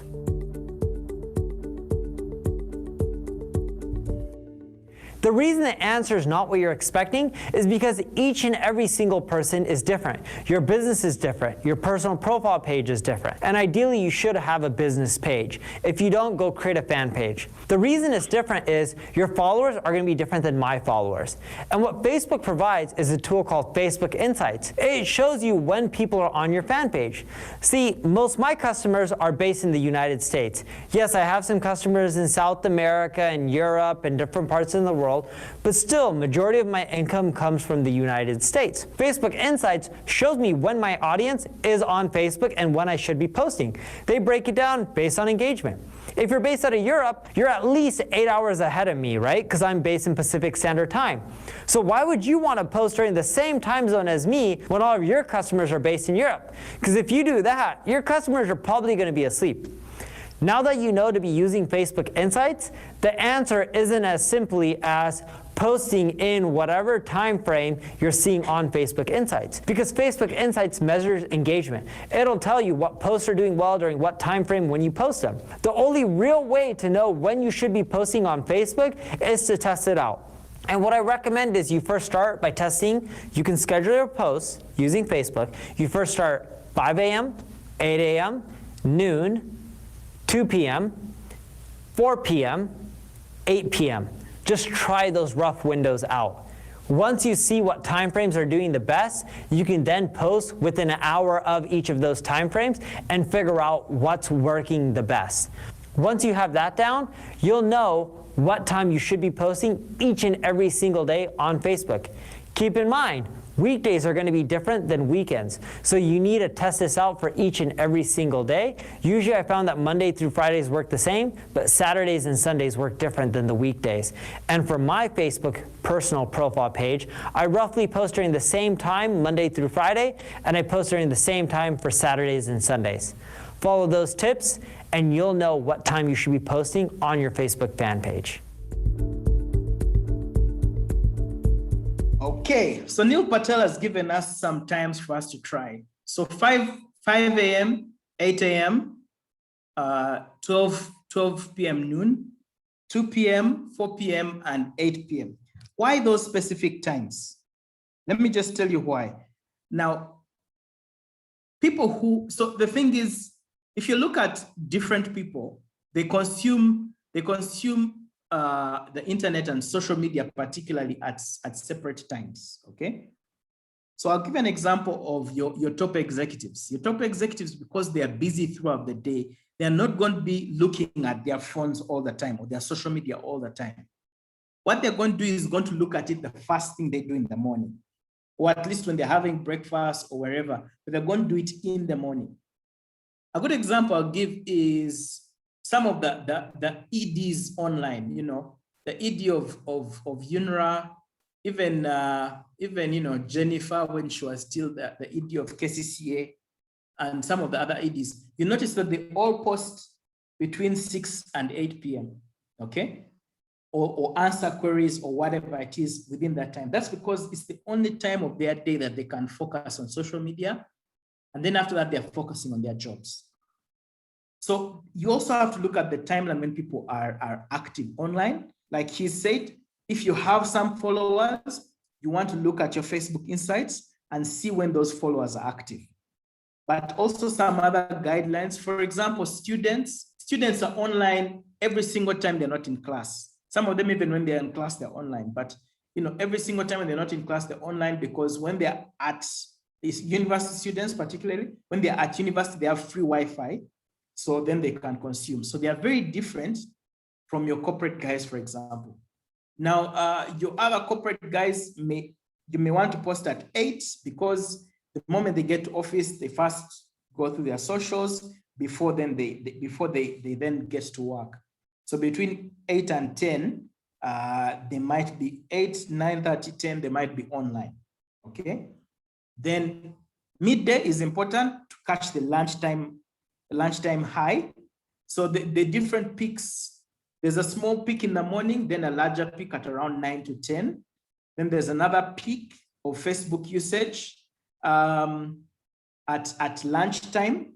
Then it goes down. Then between 4 to 6, there's another peak, but the largest peak is 6 to 10. Then at 10, it just drops and everyone goes off the internet. The reason why you need to look at those times is because you need to post just before the peak. So either 5 a.m., 8 a.m., midday, 2 p.m., 4 p.m., or 8 p.m. So like he said, try the different times and see which one works best. But also, as you have all that, it's also important to know what is the time that you yourself can be the most consistent, okay? The reason why you need to know when you can be most consistent is because it takes consistency for you to then, one, create a following, and then two, take that following from just following you to buying your product or buying your service. So you need to have content consistently. So you need to choose the time when you yourself know that you can consistently deliver that content, okay? Facebook, for example, has something that you can schedule your Facebook posts. So at least that one you don't have to put a time when you can be consistent. You can schedule all of them and you sleep, and it will post for you when you are asleep or when you're working. Okay. Twitter has something called Tweet Binder, not Tweet Binder. Sorry, it has something called what's it called? I'm forgetting now. Oh, okay, I've forgotten the channel. Twitter has one that also does the scheduling. So all these 4 channels that can schedule. Instagram, unfortunately, can't schedule. When you post, you have to do it manually and on your phone, which is the most annoying. So for some of the channels, you can be able to schedule. For some of them, you can't be able to schedule. So for those that you can schedule, you can just do it, you know, do all your posts for a week and only get online to answer people's questions or to drive them to your sales or to answer any queries they may have. So this is a very good example of when I should post. I thought that was important, and also getting it from Neil Patel. And that's basically it. I don't know, does anyone have questions beyond what we have answered so far online? Oh, sorry, the video had no sound. Let me just replay it, sorry. It's apparently the video I shared didn't have sound. Let me just share again.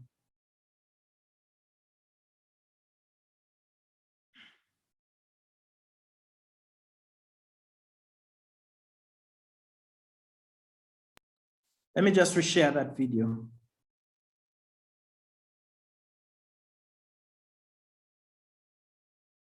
Should you be posting on Facebook at 5 a.m. or noon time? Should you be posting at nighttime or in the morning? The answer I'm going to give you isn't what you're expecting. Hey everyone, I'm Neil Patel, and today I'm going to share with you what time you should be posting on Facebook.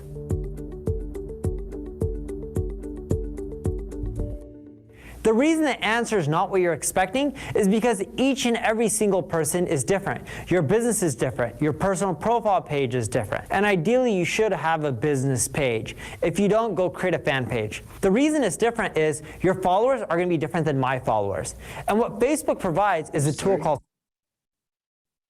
Should you be posting on Facebook at 5 a.m. or noon time? Should you be posting at nighttime or in the morning? The answer I'm going to give you isn't what you're expecting.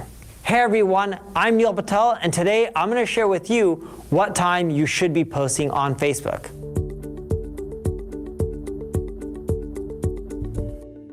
The reason the answer is not what you're expecting is because each and every single person is different. Your business is different. Your personal profile page is different. And ideally, you should have a business page. If you don't, go create a fan page. The reason it's different is your followers are going to be different than my followers. And what Facebook provides is a tool called Facebook Insights. It shows you when people are on your fan page. See, most of my customers are based in the United States. Yes, I have some customers in South America and Europe and different parts in the world. world, but still, majority of my income comes from the United States. Facebook Insights shows me when my audience is on Facebook and when I should be posting. They break it down based on engagement. If you're based out of Europe, you're at least 8 hours ahead of me, right? Because I'm based in Pacific Standard Time. So why would you want to post during the same time zone as me when all of your customers are based in Europe? Because if you do that, your customers are probably going to be asleep. Now that you know to be using Facebook Insights, the answer isn't as simply as posting in whatever time frame you're seeing on Facebook Insights. Because Facebook Insights measures engagement. It'll tell you what posts are doing well during what time frame when you post them. The only real way to know when you should be posting on Facebook is to test it out. And what I recommend is you first start by testing. You can schedule your posts using Facebook. You first start 5 a.m., 8 a.m., noon, 2 p.m., 4 p.m., 8 p.m. Just try those rough windows out. Once you see what time frames are doing the best, you can then post within an hour of each of those time frames and figure out what's working the best. Once you have that down, you'll know what time you should be posting each and every single day on Facebook. Keep in mind, weekdays are going to be different than weekends, so you need to test this out for each and every single day. Usually I found that Monday through Fridays work the same, but Saturdays and Sundays work different than the weekdays.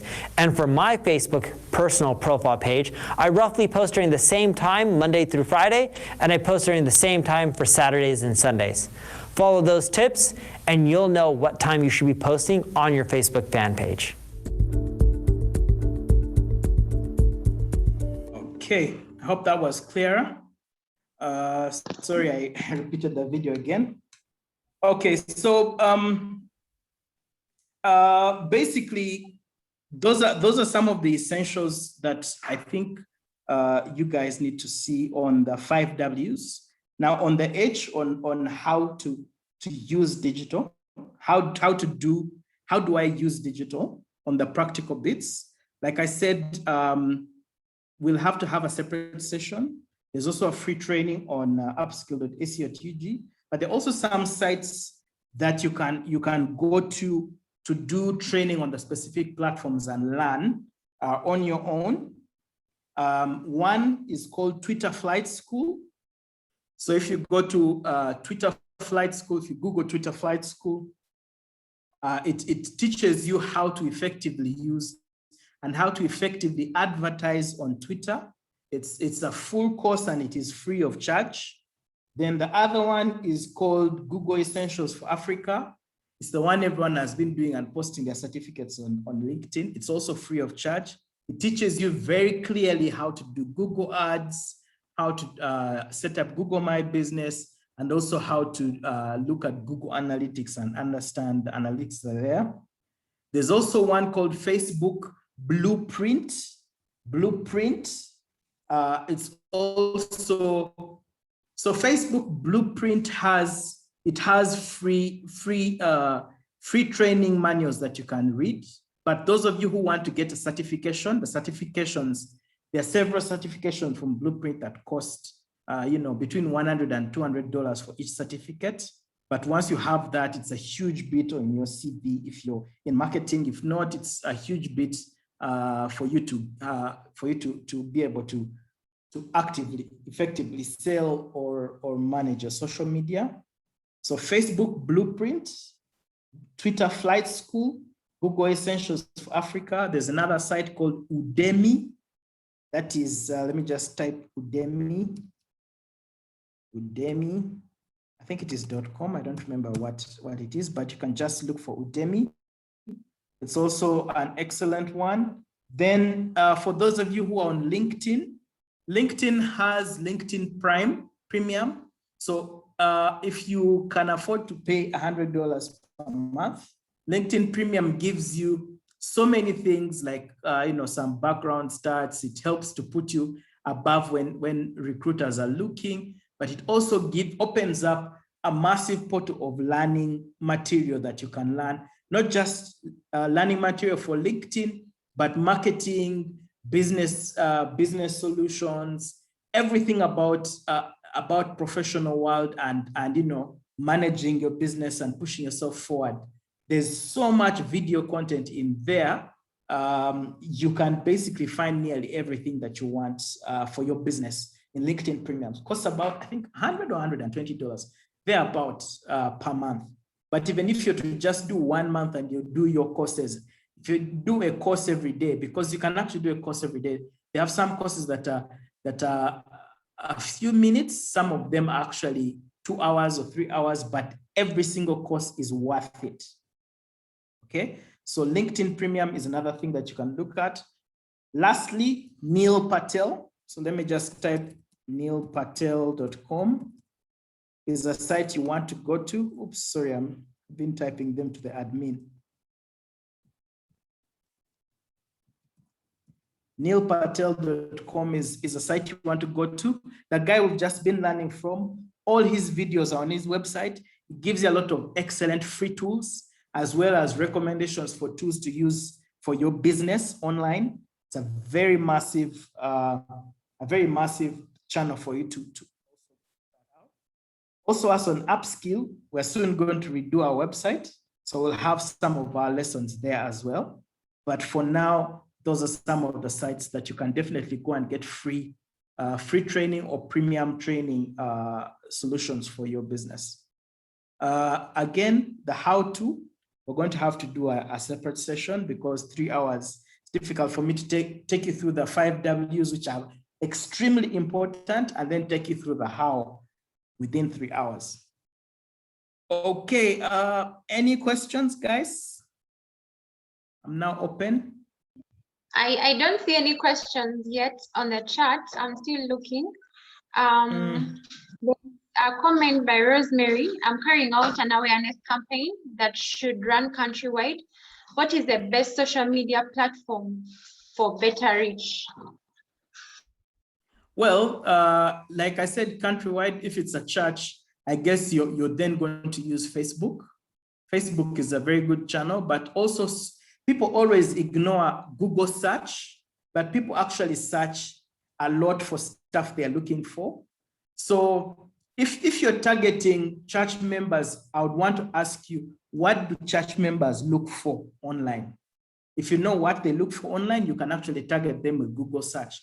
Now, Google search ads are cheaper, way cheaper than any social media ads. And Google search ads are extremely effective in driving people to your website or the place where people are going to buy. So Google search ads, I think, would be my first solution for you. Second would be Facebook, because Facebook is one countrywide, and also ideally, because churches have all sorts of different people, you want a channel that targets all sorts of different people. So I guess Facebook would be the channel I'd advise you to use.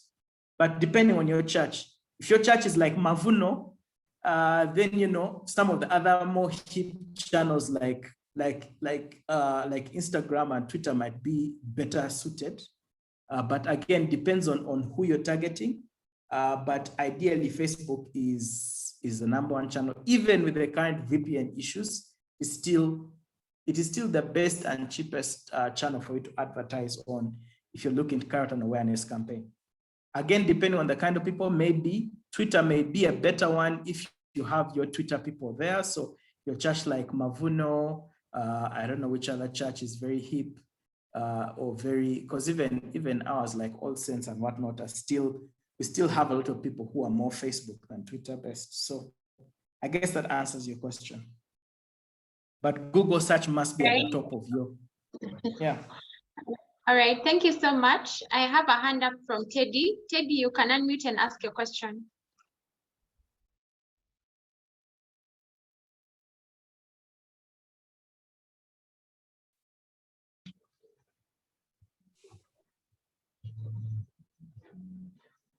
Hello. Hey, Teddy, go ahead. Okay, thank you so much, John. The presentation has been so informative. I wanted to ask one question. Sometimes, personally, you can have so many people following you, for example, on Facebook, and you'd like to ride on that followership.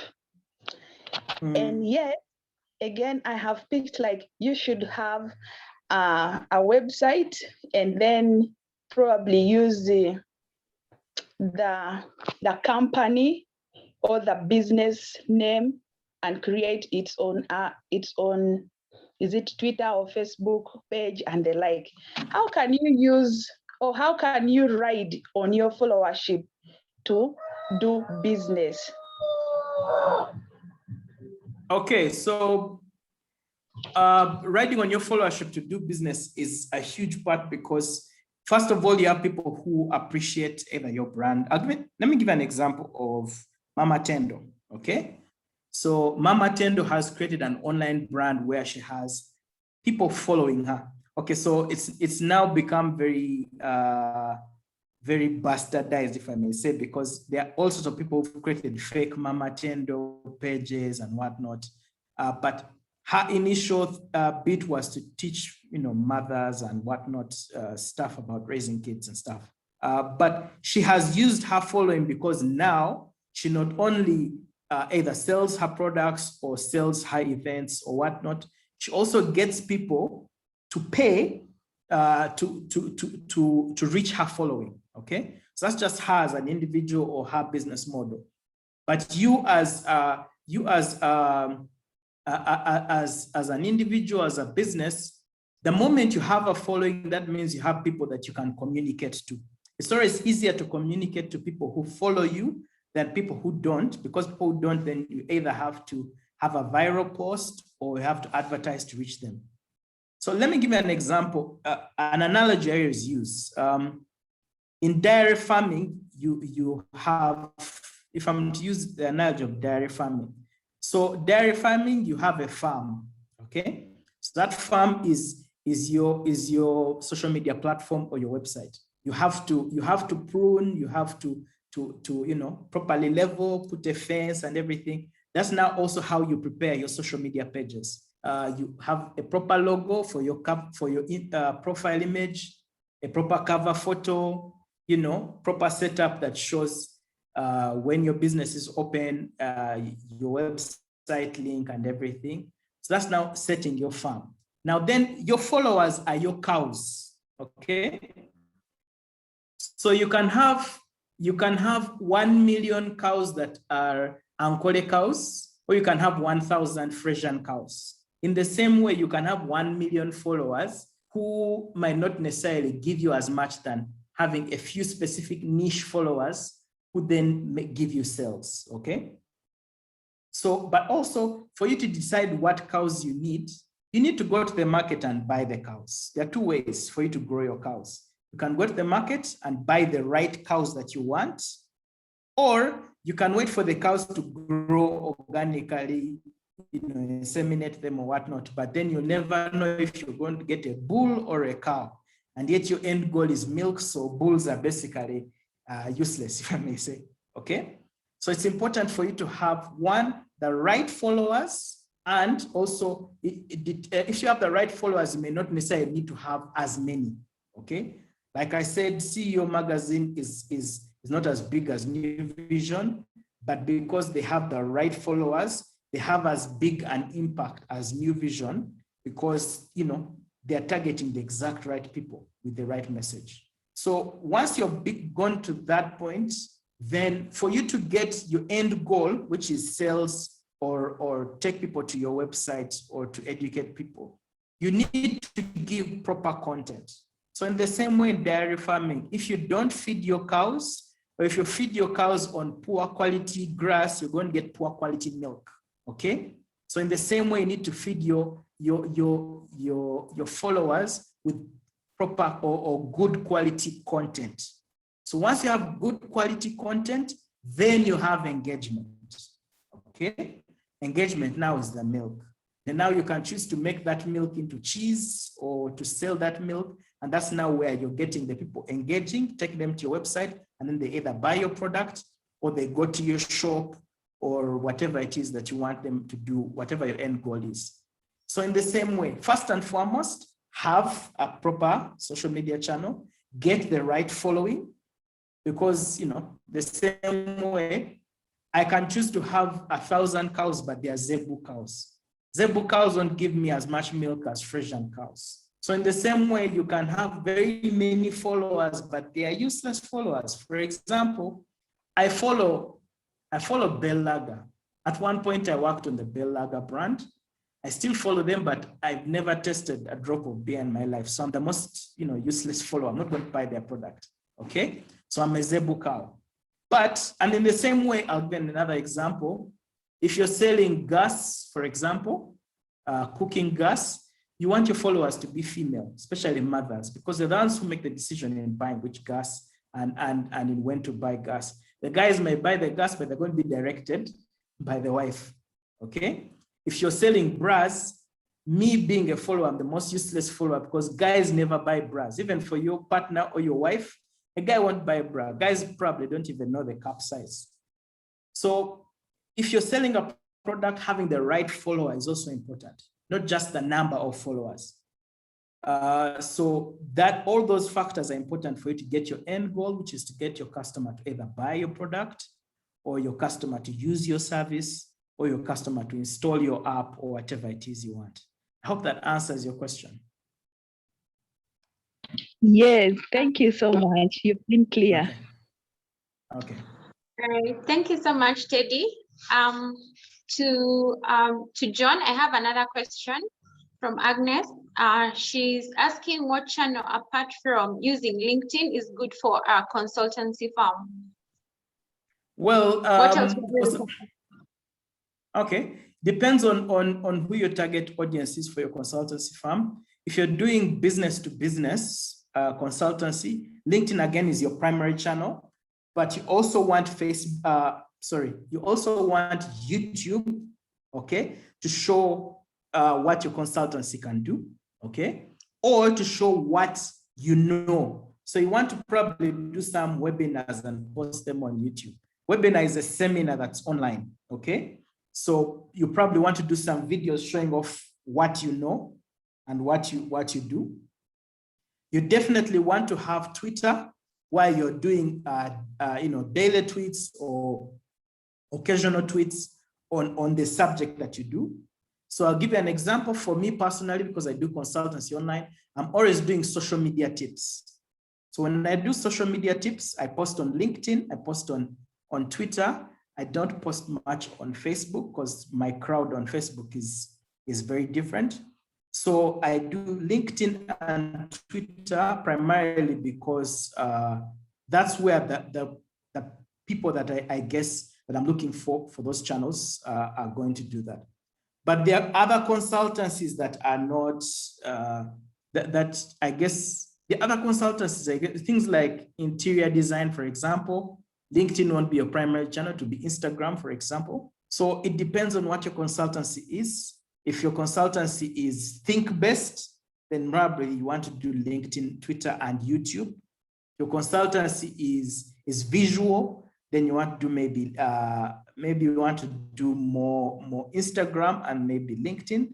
But targeting business to business, like I said, LinkedIn is always the primary channel. LinkedIn as well as YouTube, because YouTube you can do those sorts of ads as well. Google has very good analytics on people's professions and their income and whatnot. So you can target LinkedIn and Google ads. So Google ads includes YouTube ads if your ad is video, or Google search ads, because when people are searching, remember they have specific things they're looking for. So if it's within your consultancy area, you're going to target them very well with Google ads as well. So hope that answers your question. All right, thank you so much, John.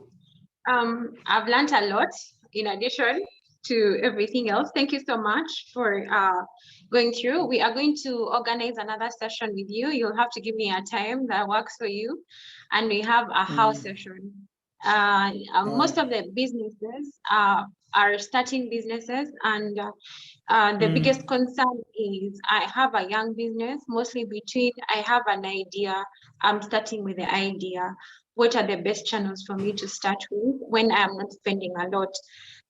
Starting with a website, that one may, it's a good one but sometimes there is no money for that. But how do I leverage? And I feel like today we have gotten the initial steps into me thinking about my target customer. You created, you went through the personas very well in terms of who are we looking at, the age, what they are like. The words were some of them in Uganda, so you'll pardon me for not remembering all of them. But it was very interesting for you to go through those personas. So between now and the next session that we are going to have, it will be nice for like everybody to just go back and say, what is my idea? Who is my persona? Where do they lie?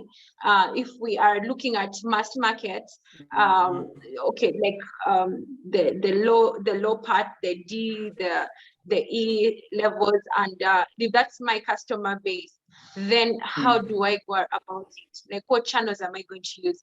So by the time we get to the next session, it would be nice that everyone has thought through, everyone has decided, okay, this is my target market, this is my potential channels that I would like to use.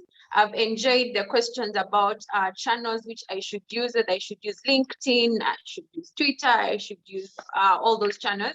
Earlier on in our internal sessions, we've encouraged everyone to like go on social media, create an account. But for me, I still have I have a question. Like Neil talked about creating a fan page and creating a personal page, but sometimes like in consultancy, like sometimes your brand is your business. You get like people give you business because you're your brand. Like so if you go and create a page as John and then as then Digital Africa, what then happens in that? Like, do you retweet your tweets that you did this side into your personal profile? How do you get people to attach both brands that they belong to one person? I have a company and then I am Primera. How do I get people to just connect the two? Like PPI belongs to Stella Kibila. Analytics Business Center belongs to Primera. Then Digital Africa belongs to John. As in, how do you do that? How do you blend the two and still because like as we're starting businesses, we are young proprietors, young entrepreneurs. So you cannot really quite detangle yourself, but how do you do that? Okay, Stella has added, she's saying her personal brand is bigger than her company brand, PPI. Yeah. That's true. Even for me, people know me before they know I run this company. John, we know you more than we know that you run this company. And most of your tips on social media run on your page on LinkedIn. Yeah, how do you match those two? How do we get that there? And you know, it's entirely a problem, like you've said, that every business owner gets, especially if you've come from a point where people know you for being the professional, they're trying to grow the business. I guess you have to begin with your personal and introduce your business, slowly introduce your business, and then transition. Even me, I'm at the same point. I've only been doing this, like seriously doing the consultants, because my consultant's been there for about 3 years now, but it was always a pocket thing you pull out when you're trying to bid for a job, but you know, you're doing your work separately. But now that I'm doing it full time, I've had to wake up and actually do it. So it's something that you have to graduate, I guess. Because one, people who know you and know you as a professional and know your brand need to start then connecting you as a professional towards your brand. So at some point, you're going to have to start introducing your brand, making posts to introduce your brand. You're going to start making posts to introduce people to how they can consult you. So all people, you're not going to push them to a personal site, you're going to push them to your company site. You're going to continuously have to talk about or mention your brand in your posts. So you have to graduate into that. You can't immediately just cut and start the other side, unfortunately. So you have to take people through that curve, I guess. It's something that everyone has to work out on their own, but that's That's the formula. Even me myself, I'm the same quagmire. So it's a difficult one. Thank you so much, John. Jackie Namara, are you there? I saw you online. I'm hoping you're around.